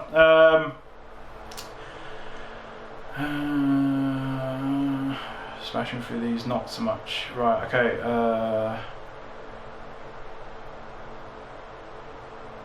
What's the best BB weight? Well, we've obviously touched on that a lot just in that last, you know, all about that. The best BB weight is the biggest weight you can go to before you see negative effects that you're not happy with. Okay, yeah. So the I mean, 3s and 2.8s. 2.8s used to be my go-to when I used to play, but obviously now, having done a lot of testing, you know, not so much playing but testing, you know, I get really good results with 3s. Yeah, so but that's heavy ammo. It's more than I ever thought I would ever be using. But you know, it's a different world. You never used to be able to get 3s back in the day. So now you get 3 2s in 3,300 bags. So you know, and I bet you in the next couple of years, yeah, you're going to be getting bigger. So you know, I reckon there's going to be maybe a 3.33 or a 3.4 come out soon at some point. And yeah, that's, I mean, you know, it's 3.2 on UK site limits. Yeah, so yeah, it can have a bit of an effect, if you know what I mean, on FPS. Yeah, it will go there slower, there's no two ways about that, but it will carry a long distance and it will float a long way. So you know, if you're after range on an AEG, just a normal UK limits, which is obviously 350 max, it's, yeah, you could float a 3.2 really far. So that's worth bearing in mind for woodland engagements. CQB, you're not going to need anywhere near as much hop on it. But it's not to say you shouldn't still use the heavier BBs, because remember, they carry more jewelage, yeah, more energy. So when they hit, people feel it more, yeah. So you know, you get swatted in the side of your head by a 4.5 from a sniper, yeah, you know, you see in bloody birdies, aren't you? Especially at sort of, you know, sub 30 meters. So so yeah, it's that will carry more impact, and then you know, you also get more woodland foliage penetration, yeah. So like through the bushes and stuff like that, so the heavy BB is less deflected and will carry through, you know, especially in summertime as the bracken starts to come up, if you know what I mean, and you know, you need those heavy BBs to sort of, you know, penetrate and get through. So yeah, definitely do heavier ammo. In today's airsoft, I don't think anyone should be using 2s. You know, so you know, just an example, I had a customer come in the other day saying he wants to upgrade his gun, so like pay money for internal parts to get more out of his gun, and he used 2s, right? So you know, the best thing you can do right there is at the very least go to 2 5s, you know, if not 2 8s or even 3s, yeah. So, and try them and have a whole day's play with those different ammo types before you start to throw money at the gun, yeah. So because, you know, you might simply change to 3.2, so all you're doing is paying £2 more on a bag of ammo, and then suddenly you're getting an extra 30 meters, right? And you're like, well, hang on a minute, well, why didn't I know about this before? Or, well, here you go, you know now. So try heavier ammo. So at the very least, I almost think 2 5s is too light nowadays. I genuinely do. It's now that you sort of, you know, the sort of, it's moving so far towards, you know, the 2 8s and the 3s and whatnot. I genuinely think 2 5s are a little bit too light now, even you know, for airsoft guns. So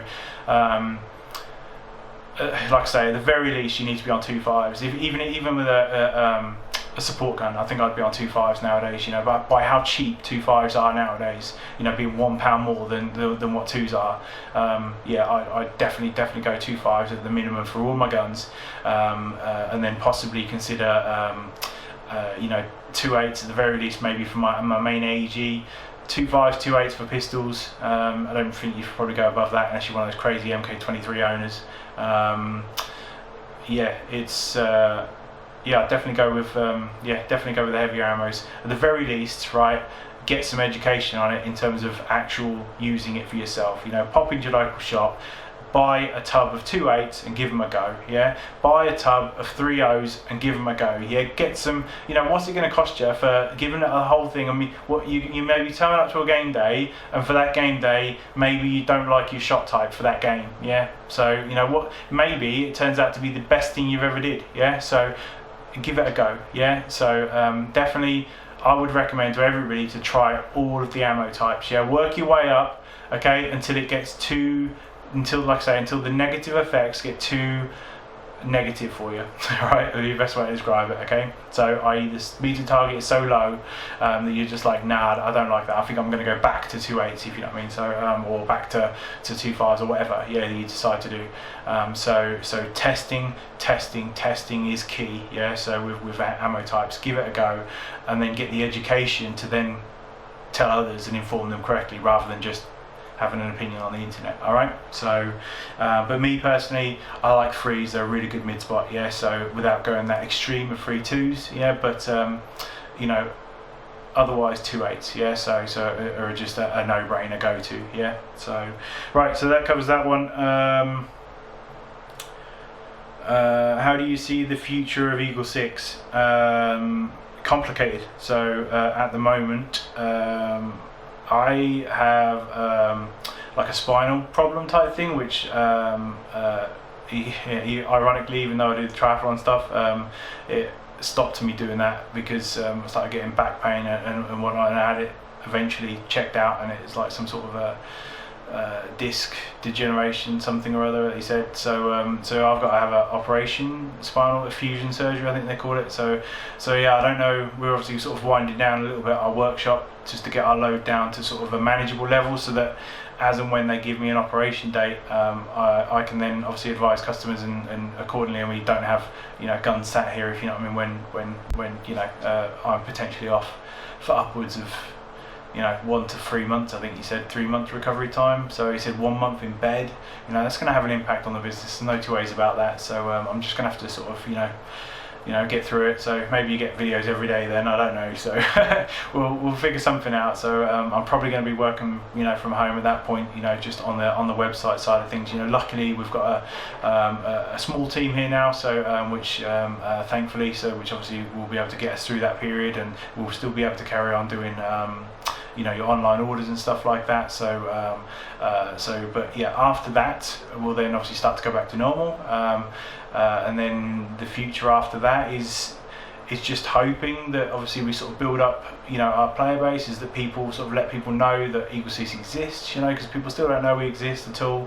They're like, what the hell's that logo, when they see our patches and stuff, and we still keep getting that from even from local sites and stuff, you know, they're like, oh, we didn't even know you existed, and you know, we've been playing locally for 5 years, and it's like, yeah, it's a tough one. So you know, when there's so big stores out there compared to how small we are, so but obviously, you know, you guys out there, you know, recommending Eagle 6 is much appreciated. So and all that goes to help increase the amount of people that use us, and the more people that use us, the more it allows us to do. So what we do in the future is very much tied to you guys, basically. So and how much you use us and how much you buy with us, and what we can then do with that. Yeah, so I mean, we obviously have ideas. We obviously we're continually expanding on the Eagle 6 lineup of products and stuff, specifically the spring range. We want the absolute most comprehensive range of springs for next gen. Yeah, we want 10 FPS increments, yeah, and just a selection of springs, you know, which is mind-boggling. Yeah, so you think to yourself, well, which one should I choose? Should it be an M85, an M90, an M95, an M100, an M105, an M110, an M110 15, so an M120, M125, M1. We want a ridiculous amount, so that when it comes to build, you know, gun tech, and this is what we often find when we're building guns, it's just like just 10 FPS too much. You're like, oh, and you just wish you could just, you know, you had something in between M90 and M100. You know, sometimes when you're building guns, you're like, oh, you know, or you only have an M90 or an M100 from one brand, and then the M100 from another brand, you know, from testing is consistently 10 FPS less than the other one. So you shouldn't have to be switching between different brands like that to give them. We want unbelievably consistent springs, okay, with consistent jumps between those springs, all right, so that you don't have to cut springs, you don't have to, you know, don't have to do different weird and wonderful things to try and get the exact FPS you want. Yeah, you just, if it's 10 FPS too high, you go one spring down. If it's 10 FPS, you know, too low, you go one spring up. Simple as that. Yeah, so you do that up until you get the exact FPS that you want, and we want that, you know, for next gen recoil series first, and then we'd ideally like it for normal V2 too, and obviously, you know, we do the linear springs for consistency, because, you know, variable pitch rates, just from a design perspective, add a certain amount of variable. It's in the name, yeah. So a variability. So it's just how it works. When you put it on a compression tester, yeah, it's a variable rating, yeah. So you have to calculate the FPS, the actual rating result, yeah. So because of that, we find that ours are just generally more consistent, and we've never had a spring break. Yeah, so we had two other companies' ones break the other week, if you know what I mean. So as in Guns Return, that have had other brands of springs, yeah, normal V2 in them, or people have put cut down ones into their next gens from other brands, and they're all snapped, and we're just like, you know, yeah, never ever had an Eagle 6 spring snap. ever. So, and we never expected to. So that's the quality of the steel that we use in them, and just the heat treatment and the manufacturing that goes into it. So and the testing, there's so much testing. We actually pay extra for extra testing, to make sure the consistency is there, because the labour is part of the testing, which increases prices. So it's we would love to push ours to normal V2 and obviously get a name out there, hopefully with the high end sort of teching community as well. That'd be really nice. So using our springs, because they are so consistent, so and reliable, because that way you don't have spring snaps or anything like that, and then ideally obviously we can get more and more money, so that then we can obviously buy them in larger amounts, which would then drive down the prices, and then we can obviously pass that on to you guys, which would be great, and obviously wholesale as well, to get out into other stores as a brand. So yes, we'd love to do that. A lot of custom projects. We'd love to do some custom builds for next gen soon. We've got a couple on the horizon, but it's just getting the time away from the workshop to actually get them built. So so that's just some, and then obviously more parts, more TM parts. We want to do all the guns that we haven't done yet. So we'd love to get all the TM parts in for M14, just as an example. So we haven't got any of them listed, so I'd love to do that.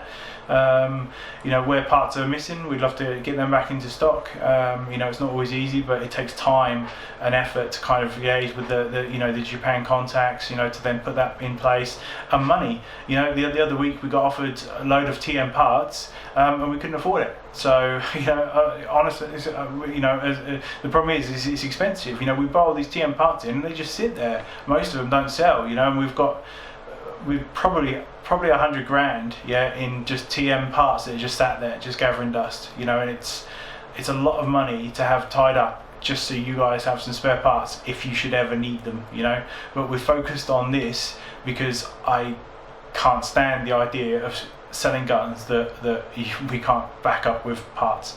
It's just ridiculous, that the airsoft world exists in that sort of situation, where they'll sell guns and you go back to the company and they're like, nah, can't help, mate, sorry, bye. So ridiculous.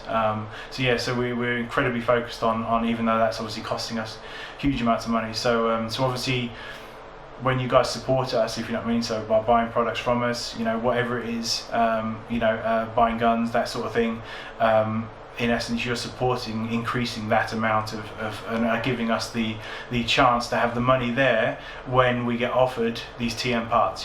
So if we're out of stock of TM parts, maybe ask yourself if you bought something from Eagle 6 lately, so without guilt tripping you too much. So because we need money to buy the parts in. It's as simple as that. Not only that, the amount we got, we had to obviously get a warehouse as well, because just how many boxes of TM parts we've got. So we had to get the warehouse, which then costs extra money. So our money went up because of that. So our overheads, just so we could actually store all these TM parts. So storage box, we had to buy racking. So we had to. It cost us thousands. To get set up just to hold these TM parts that kind of just sit there, not really selling. It's a weird situation we find ourselves in, which is why a lot of people don't do it. So a lot of stores, because it's huge money on dead stock. So where they could just buy in some aftermarket parts, which are much sexier. Get buying some guns which sell. And then just worry about the parts situation later. Or just or however they approach the situation of parts. A year later after a customer's bought a gun, and like I say, for the most part of it, it's sorry, see you later. So from most stores, so it's just a fact. So of the airsoft world we live in today, so which we're slowly trying to attempt to change. So by leading the way a little bit. So so that's what we're doing. Direction. Let's move on to the next one.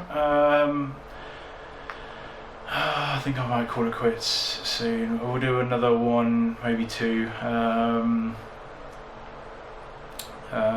What does ASGK stand for? That's the governing body in Japan for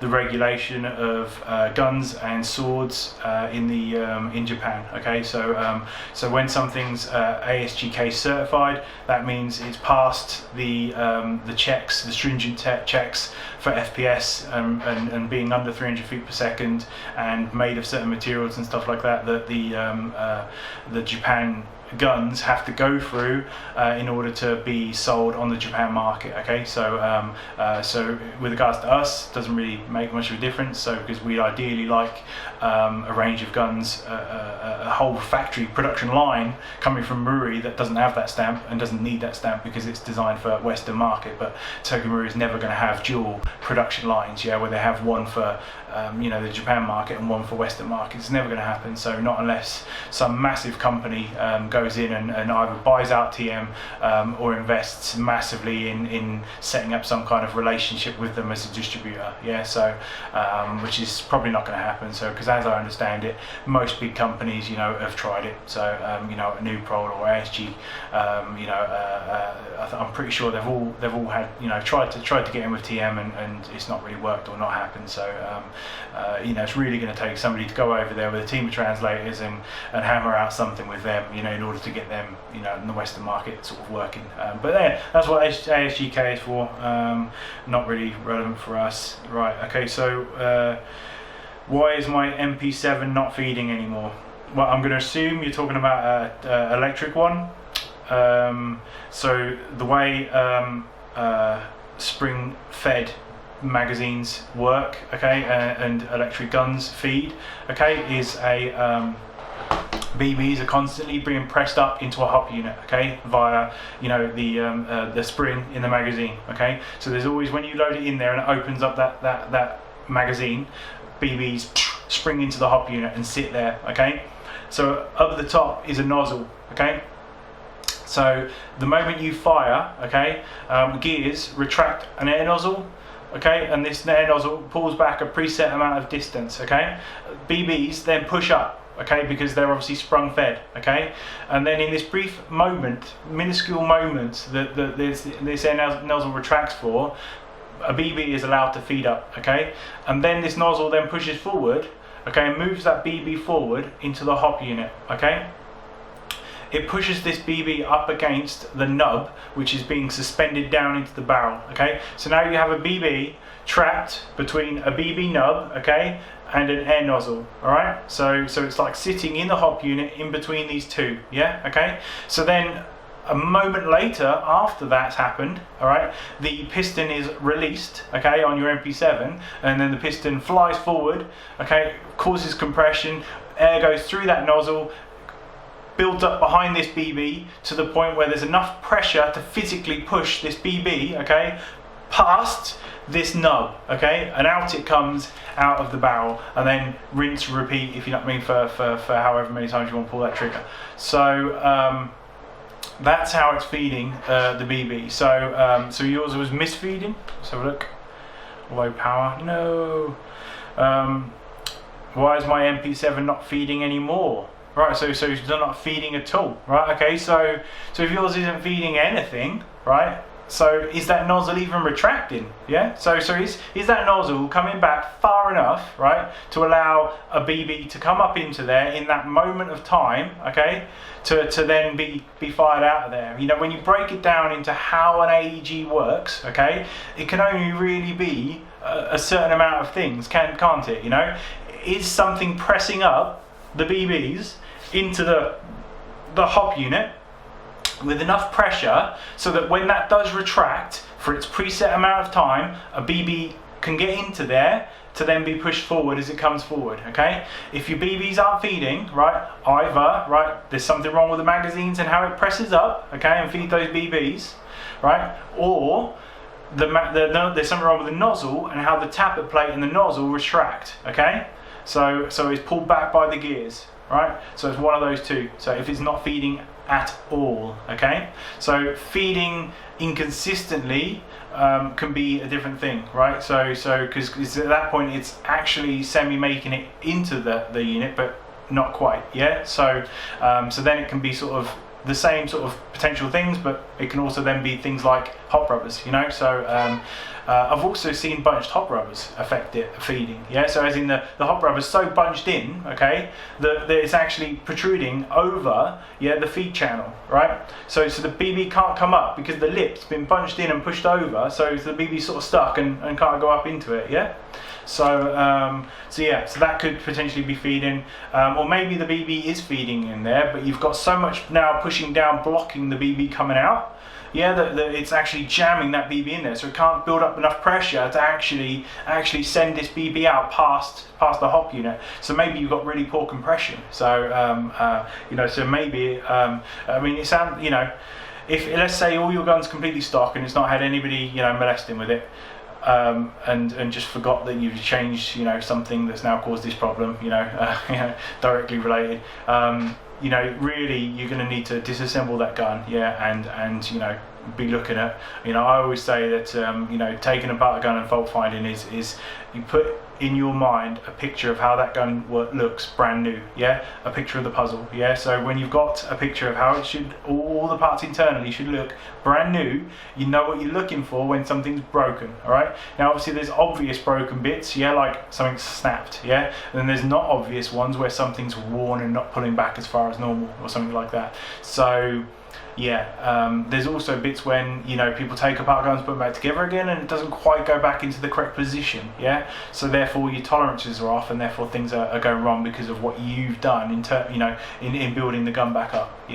So I mean, one example of that might be the NGRS series. If you install the hop, the air nozzle upside down, you'll cause feeding issues on single shot only. So because you install it upside down, and that's something caused by you working on the gun. So that's why that potentially might be doing that. Crack on the next one. What am the bestest gun? There's always one in there, so always somebody asking that, right? So what am the best gun? TM Next Gen Recoil series, of course. So TM forever. You don't ask a TM fanboy what the best gun is. Of course you're going to get a TM as an answer. The potential for, from a design point of view of the Next Gen series is so much higher than most things out there on the market. Like say 95%, the Next Gen Recoil is the way forward, if you know what I mean. So just in general, just from a design point of view, you've got so much chance for accuracy. You've got the immersion from the recoil system, and there's so many of them now, so it's a range that's been out for nearly 9-10 years now. So you got 34 to choose from. That's lots. There's lots of next gen recoil variations. As much as you might want to criticize the variations on M4s, that's what people want. People want they want a tan one, then they want a black one, then they want one with a slightly longer rail, they want one with a shorter rail. They want all these different variations for all the variations of people's what they like. So which is endless. So variations are good. As long as they don't stop our brand new releases. That's the problem when people ask for weird and wonderful stuff, is that you cater into a very small percentage. M4s cater to 95% of people. So same as HK do 416s. The broader markets and stuff. So TM Next Gen Recoil just has the untapped potential to outrange and destroy everything out there. In terms of performance. Especially range and stuff like that. So but out of the box they're a bit low on the FPS. You may well be able to at least match the range, with a pre-upgraded, G&G maybe. So one of the newer ones, they've got sort of a bit more effort put into the hop units. Maybe an upgraded normal V2 that's had maybe an R hop done. That's going to go pretty far. But just for out of the box, untapped potential, Next Gen Recoil is incredibly advanced guns. Their hop units are so amazing. They will give you so much lift on that BB just stock without having to change it and fit an aftermarket one.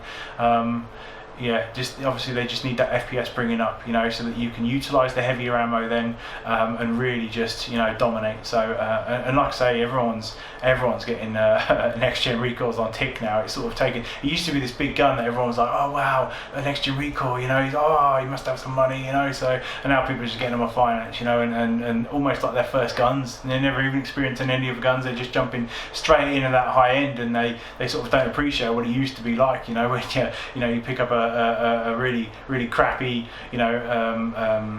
basic gun, stock gun that's got a hop unit that's barely working. I mean, my old Army Armament TM clone thing, the recoil clone I used, that just honestly I couldn't shoot a wall at 10 meters. It was just, the spread was just all over the place on that. That was absolutely mental, that was. So last time I bought a clone gun, so it got sold straight after that game I played with it.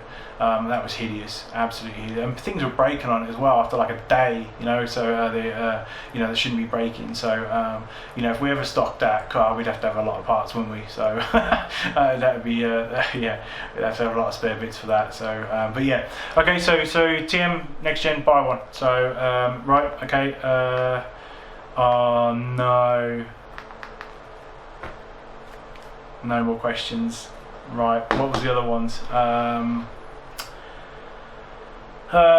What's the best GBBR? I think was one of them.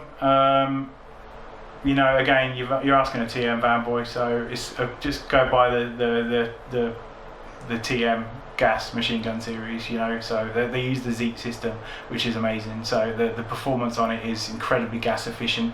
It's probably the only gun you're going to be in winter time and able to even possibly use full auto, although I'd highly recommend, even on the amazing performance that you get from the TM MWS, the machine gun gas ones.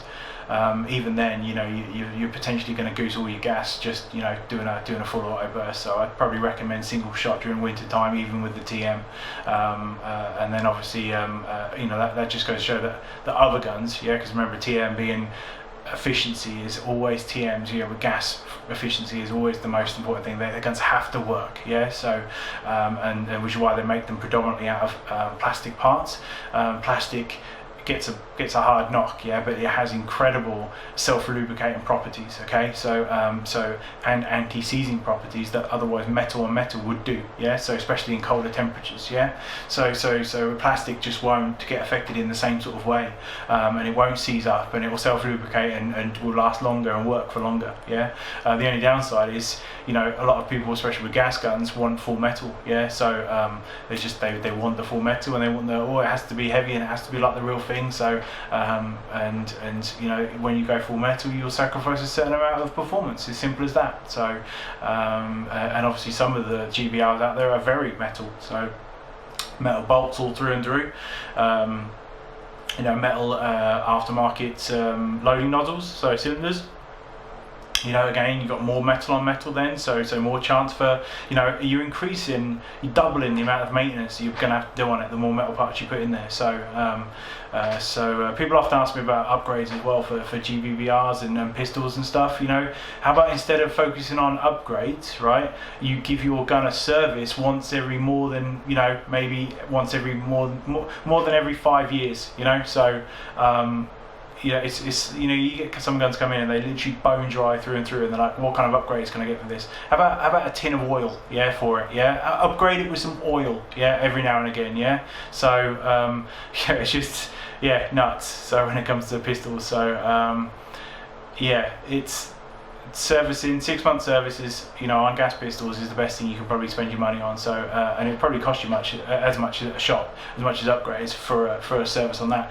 I hate as well when people devalue working on pistols. Just because you can do it yourself, at home, doesn't devalue what it is for a shop to work on a pistol. It's actually incredibly time consuming, working on pistols, to take apart a lower, section of a pistol, strip it down, completely clean every single part, right, re-grease, then reassemble, you're talking at least, an hour and a half, for the lower half of the gun. Then you've got to do the top slide as well, right, and so after you've done all this, you're talking sort of 2-3 hours, to service a pistol. No one's going to pay, nearly £100, right, for a service on a pistol. And that's the problem with pistols, is that, especially with the cheaper ones, right, is that getting work done on them, right, can be almost too expensive, for what the cost of the gun is, especially with the cheaper Wii stuff, and Raven, whatnots that are out there. So it's tough, so because pistols gets a bad thing, because it gets devalued massively by people out there. Oh, that was easy upgrade, I'll do that myself. Crack on, mate. So do it yourself. So that takes time. You may well have that time in your evenings and stuff like that, but shops don't. So shops have got to think about the fact that there's a queue of people waiting for work and stuff, and you saying that you can do that all in no problem for no money, if you know what I mean, in your own spare time. Crack on and do that. So but then you won't be able to do whatever you're doing in your spare time, and that's week on, week out. So it's different when it's from a shop. So so that's gas pistols. What was the other questions? I should have put this on bloody charge. Hang on.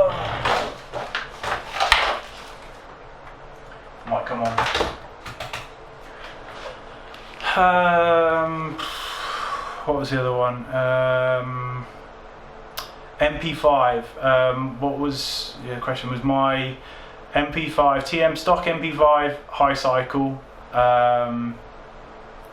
is getting inconsistent FPS? I think the question was, right. So ranging from as low as 60 FPS, which on an AEG is pretty damn low to get that, and then as much as 240. Well, 240 is fine on a high cycle. In fact, out of the box, brand new, they're 250. So that's about right, really, to be honest. So for maybe a used one, it might indicate a little bit of air loss, but not huge amounts. But the fact that you're getting 60, 60, right, is to use the analogy of maybe a submarine. There's a pinprick hole in the submarine, and then there's somebody leaving the door open as they go under. Yeah, that's what that is. Yeah, there's a whole door open somewhere letting everything out. Yeah, for it to be 60. Yeah, so and if it's stock, really, obviously you're gonna have to strip that down.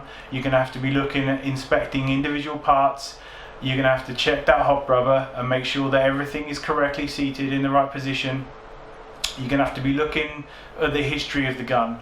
Okay, you say it's stock.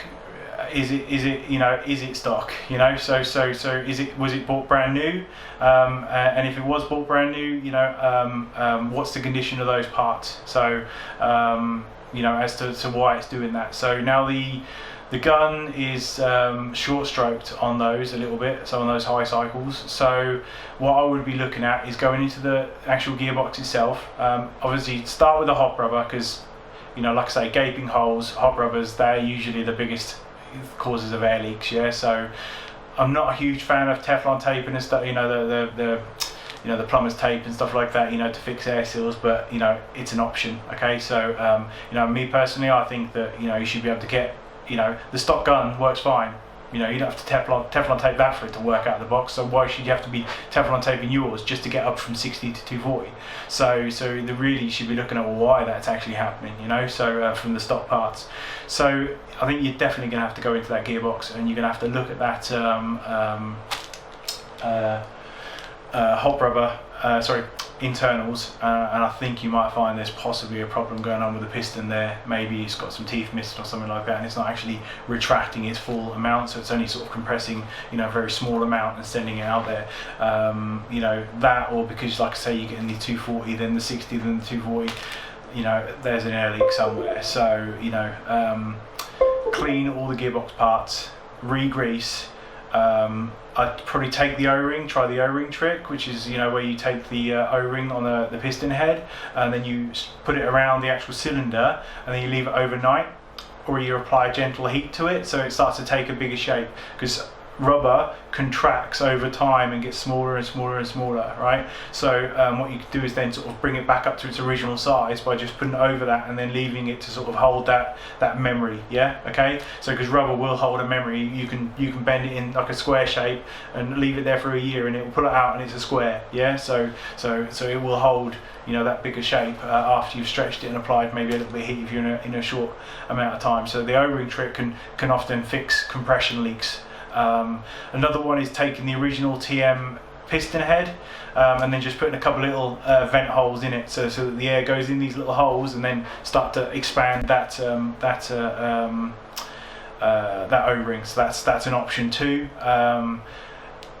Some people don't like that. The TM piston, the O-ring is already slightly oversized to form a normal size, and you shouldn't have to sort of do that.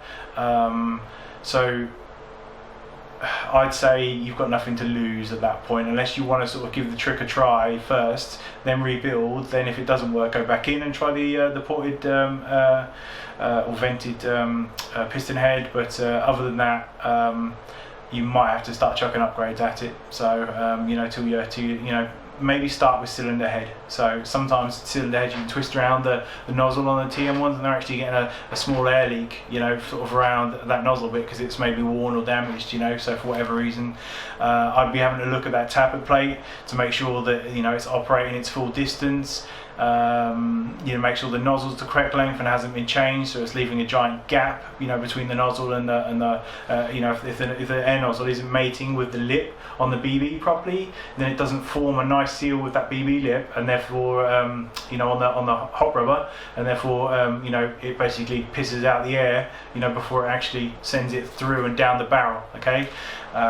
So I'll be looking at all those normal common areas, so for potentially getting air leaks. Okay, so right, let me just open this up.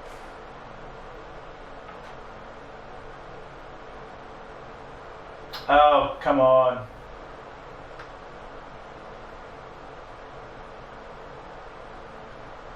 Bloody hell. It's exciting, isn't it? Right, okay, where's my notes? Notes.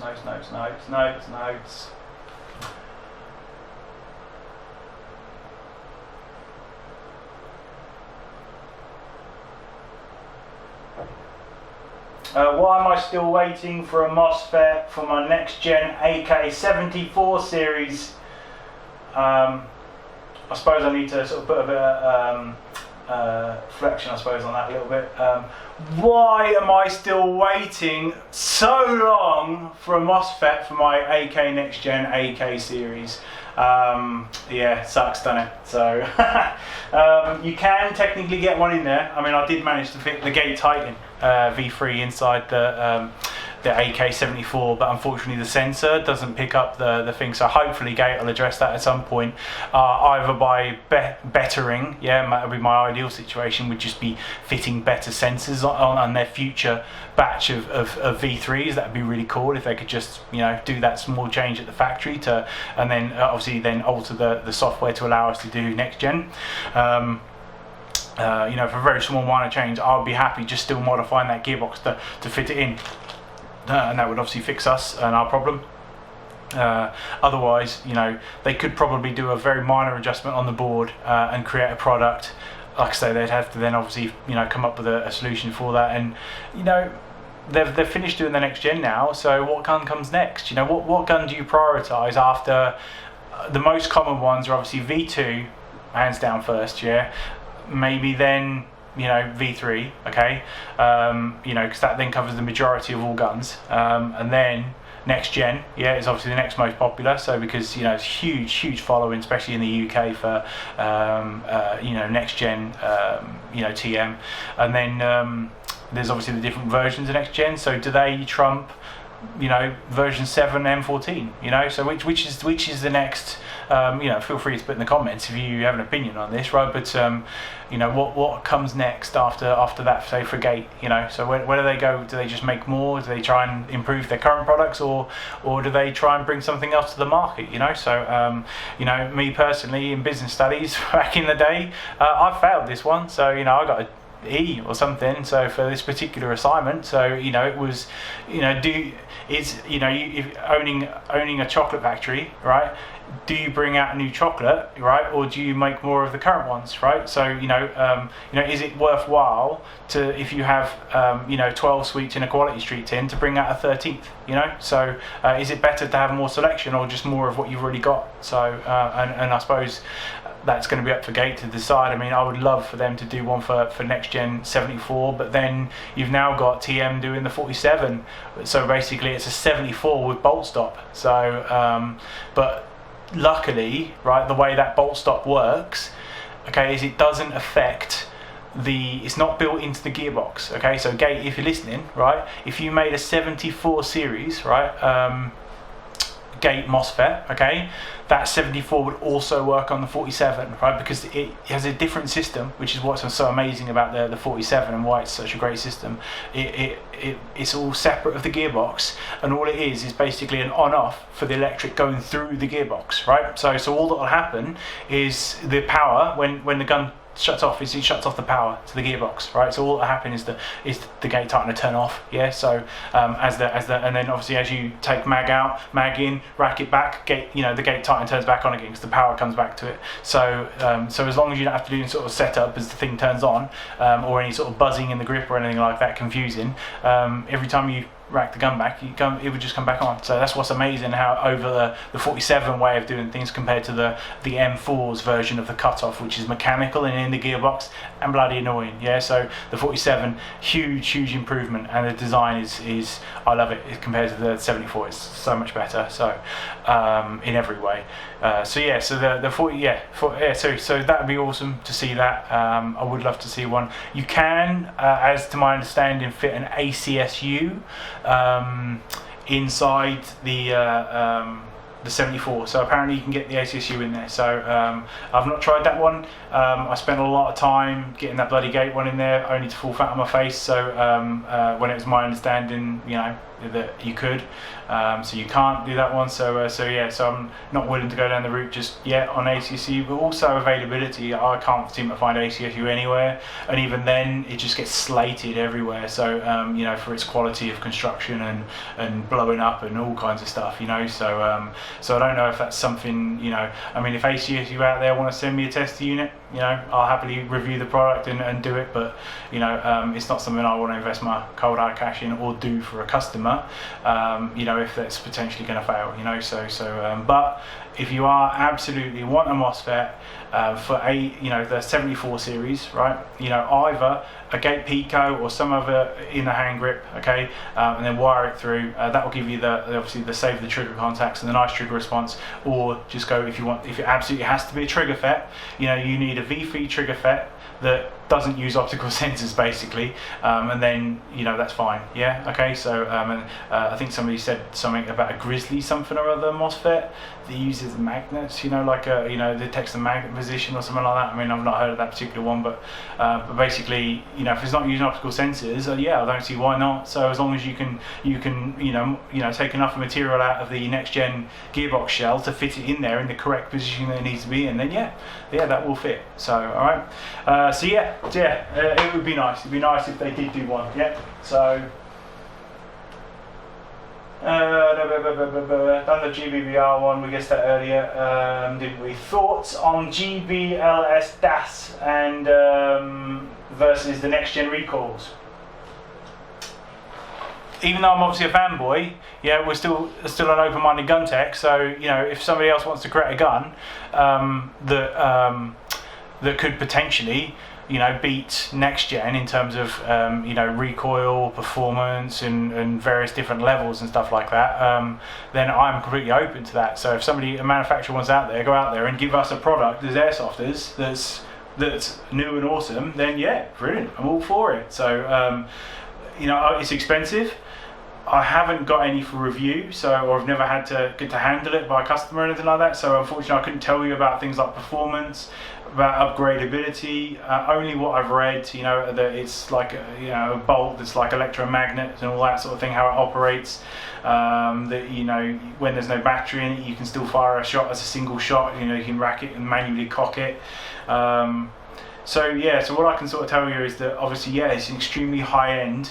High quality gun designed from a point of view of training, and I think, as I understand it, it does operate a lot more like a real gun than what an AEG does, and the AEGs aren't used by police, so they're incredibly cheap in terms of ammo. But you got to think from a military point of view, a training point of view.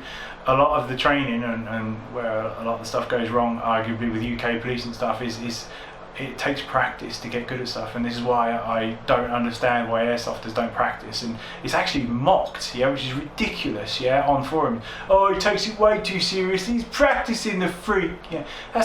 You're actually having a go at somebody, right, for being dedicated to something. Why are we living in a world where you have a go at somebody for being dedicated? Oh my God. You're ridiculous, Next thing you're gonna have people just taking the piss out of Brownlee brothers for training, So ridiculous, what world we live in where somebody's taking the piss out of somebody for working hard at something? Fucking hell. So I don't know why there's not more training in airsoft, So it's just, I don't understand why it's mocked. We've got a test range here, and with the electronic targets and stuff, and if it's real steel, if you watch The Unit or Navy SEALs, whatever show, and then obviously real life, they have to practice with real steel pistols. Yeah, we've got some friends of obviously Eagle 6 and stuff. A gentleman I was speaking to, he's range warden, I think the name is, if you know what I mean, at one of the UK bases, and just. He was telling me about how inaccurate new people are with guns. Yeah, so and then they, at 10 meters, effective range, they can't hit a person. Chest size, they can't hit somebody. And to a degree, it's a little bit of a similar thing for airsoft. Yeah, so how quick are you, right? Ask yourself this: how quick are you when somebody comes out from around a corner really quickly for you to pull a pistol out, right, and then get that person in the head, right? Is that possible? Not that we massively advocate deliberately shooting people in the face, but headshots are a thing, if you know what I mean. So and the other side to that is, if you're worried about that, use a face mask. Yeah. So so how quick can you pull that out and actually effectively take that person out of the game? Yeah. Okay. Can you hit them, or on that first shot are you going to miss? And on the second shot, are you going to miss? And on the third shot, are you still going to miss? And to the point where basically what you're doing is going, yeah, to get a single person. So the fireworks. Yeah.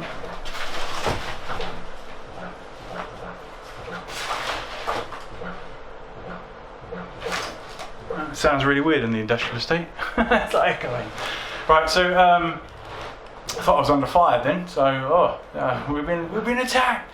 Right, yeah.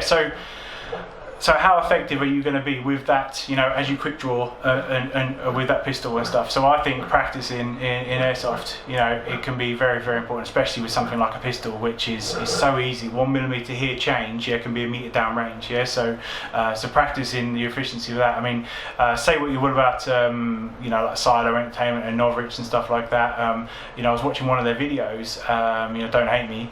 They're damn entertaining stuff. And then.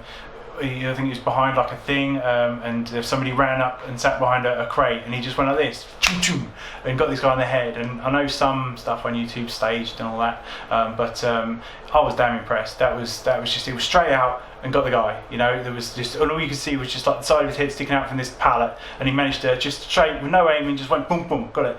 Maybe a bit of luck, or maybe he plays a lot and he's good. Yeah, so, and there's no two ways about it. If you spend, you can spend money and get an advantage in airsoft, yeah, or you've got that age-old thing, practice, yeah. So where somebody who just plays a lot, yeah, can be better than somebody who's gone out and spent loads of money on gear but doesn't play often, yeah. You're going to know the layout of the land, you're going to know how the games play, you're going to know, where your respawn points are, you're going to be able to sort of, work out what direction people normally go, there's no substitute for practice, yeah, and getting out there and actually playing, yeah. So we can't recommend that enough, yeah. Get out there and play. Find a site that's on every week and make that your regular. Just do it every week, and then when it comes to your sort of having your away days, yeah, then fair enough, have them with the team and arrange them, for an hour's drive trip and stuff. But don't make your regular site an hour's trip, every single time. Find a site that's closer, and then get regular every week, because that's what makes airsoft so great, is that the accessibility of all the sites. Yeah, if there was only one place in the country to play, it wouldn't be popular, would it? So, but the fact that just around us, there's within an hour's drive, we've probably got 12 sites. Now, it's amazing. It's such choice, for airsofters now, to go and play 12 different places potentially every weekend that you can go and play, within an hour's drive. It's luxury now for airsofters compared to what it was, 10 years ago. So, I think my site was Norwich. I think I had to drive all the way to. So you're talking sort of an hour, 20-minute drive for me, from sort of Kings Lynn direction. So yeah, it was long old drive. So, yeah, it's it's. I actually forgot what I was even talking about. Oh my god. So what was the question? GBLS. Yeah. So Do I think it's good?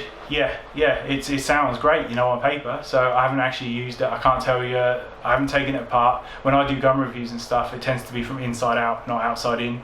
So I'm not just opening it up saying, "Oh, the box is nice," or "It comes with a bag of BBs." "Oh, I love the feel of this gun. It looks nice and stuff." It's, if that gun is a piece of crap, then on the inside, then that needs to be said in that review. So. Just as an example, the new Pro, I think it was a Defender, their 100 quid one. You can't upgrade the hop unit. So as in you change the rubber size of it is different than a normal Prometheus Purple, say for instance. Yeah. So when you fit a normal Prometheus Purple in the new Pro, sort of 100 quid gun or whatever it is, Pioneer is it called, something like that, you now have misfeeding, double feeding, all kinds of stuff, just because you changed the hop rubber. So that gun, if you were doing a review about it, if you were being honest about that review, and we sell the gun, right, and I'm blatantly telling you, if you know what I mean, that I would not go for that gun, in a heartbeat, I would not buy that gun. I'd get it if I was going to buy it and just leave it alone, right, but I wouldn't buy that gun with the aim to then gut it and upgrade it, because you really would have to go to town on upgrading that. You would potentially have to change the nozzle, hop unit, rubbers, and even then, it's until I've done it, I couldn't tell you exactly a way of getting that feed in, so all I can tell you is changing that hop rubber causes misfeeding. So we rolled that back pretty quick. It's obviously, and then we found out that when you compared them side by side, hugely different. So it takes proprietary parts. So the upgradability and customizability and compatibility of guns and brands can sometimes be very important when you're considering when to buy one. So if you buy that and there's no parts available for it, so if it breaks, you're stuck, right?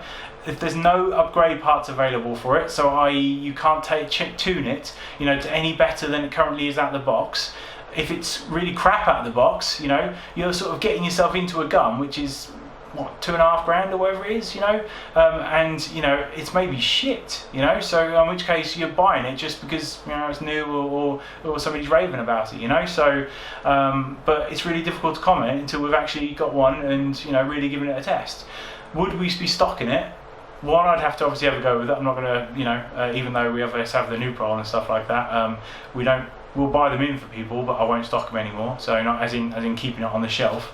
But if somebody wants me to order one in, I'll order one in. So, but I'd rather put that money into the G&G, which is more upgradable and the same price. So I'd have to get the GBLS in. I'd have to test it. I'd have to be happy with it as a product. Obviously, I like recoil guns. I like anything that increases your immersion into the sport. Okay, and the fact that you can sort of almost use it like a sort of real training gun, which I think was my point from earlier. How it operates, muscle memory wise, is a lot more like a real gun, whereas an AEG doesn't. So there's no point. Like I say, my point from earlier was no point training. Military wise or police wise, for something which when you pick up a real gun you have to use it differently. It's all about muscle memory from a military point of view and training. So there's no point training that muscle memory on something which is like I say, from a military point of view. But obviously if you're using AEG day in and day out, that's what you need to train. So obviously it confuses the issue when you then pick up a gas blowback, because it's going to operate and the selectors and all that's going to work differently, and you have to rack it and all kinds of stuff. So fire selector, I think it won't go into safe will it without it being racked, and memory serves or something like that. So but it's so it could be a really, really amazing gun. So I can't really comment, not really. So all I can say for sure is that obviously we know for a fact that next gen has amazing hop units, has amazing range, has immersion, maybe not as much immersion as what that Daz is offering. It's also maybe I don't know, 1/4 the price, is it, even upgraded? So it's a lot cheaper for a next gen. There's also 34 different versions of the next gen, with obviously a new one coming out soon, and then whatever's released this week from the hobby show. So basically, even if PTS release theirs soon, and then GBLS do a couple of different stock versions of the M4, that's three. So 3 versions, so, and then maybe if they're customizable, a little bit of putting a different stock on and maybe a different rail. So and like I say, £2.5 grand. So I guess you're just gonna have to.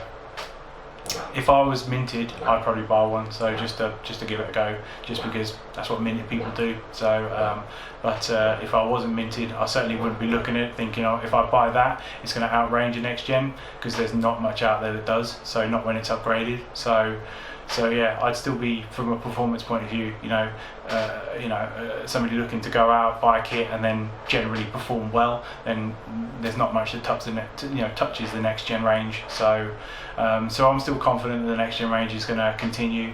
I mean, G&G's recently done their one that sort of offers bolt lock on their G2 series. That's the only thing that could potentially harm TM and dethrone them.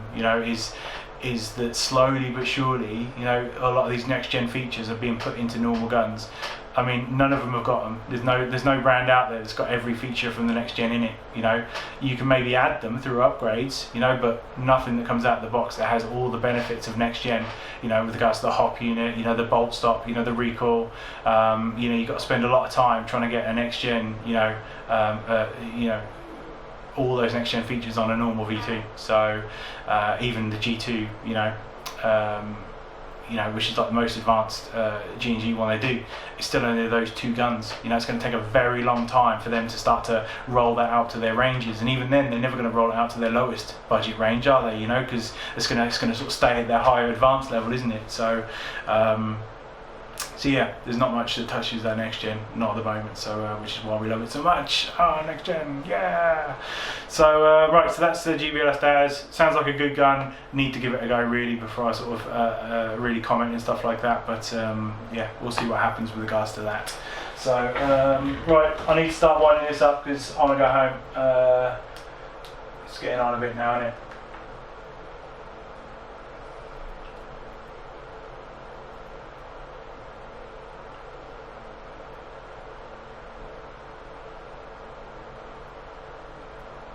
Yeah, I'm going to leave it there. The next one is really long, so I'm going to leave that for next week. So, and then start off there because that is upgrade, which I recommend is best for next week. If you know what I mean. So I think we're gonna start off with that as our first question next week, and whatever you guys want to send in as in the comments, if you know what I mean, and ask me these questions. Okay, so yeah, I'm not sure how many we touched on today, but or how long it's been. Probably at least another hour and a half, so maybe even 2. It's still recording, so it's not run out of space yet. So last week's was 45 gigabytes in file size, so, and took nearly a whole day to actually upload to the internet. So yeah, wow. So I haven't got BT Infinity, so yeah, that's it took a long time. So big video. So yeah, so thank you very much for watching, and obviously thank you very much for supporting us, however you decide to do that. It's always much appreciated, even if it's just literally mentioning us to a mate. So it's all appreciated, and all gets us out there and allows us to do more for you, which is the main thing. So so put your questions in the comments below for next week, and I will try my best to answer them to the best of my knowledge.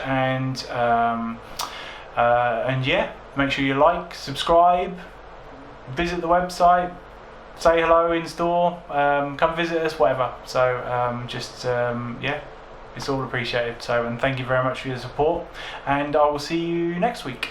Thank you.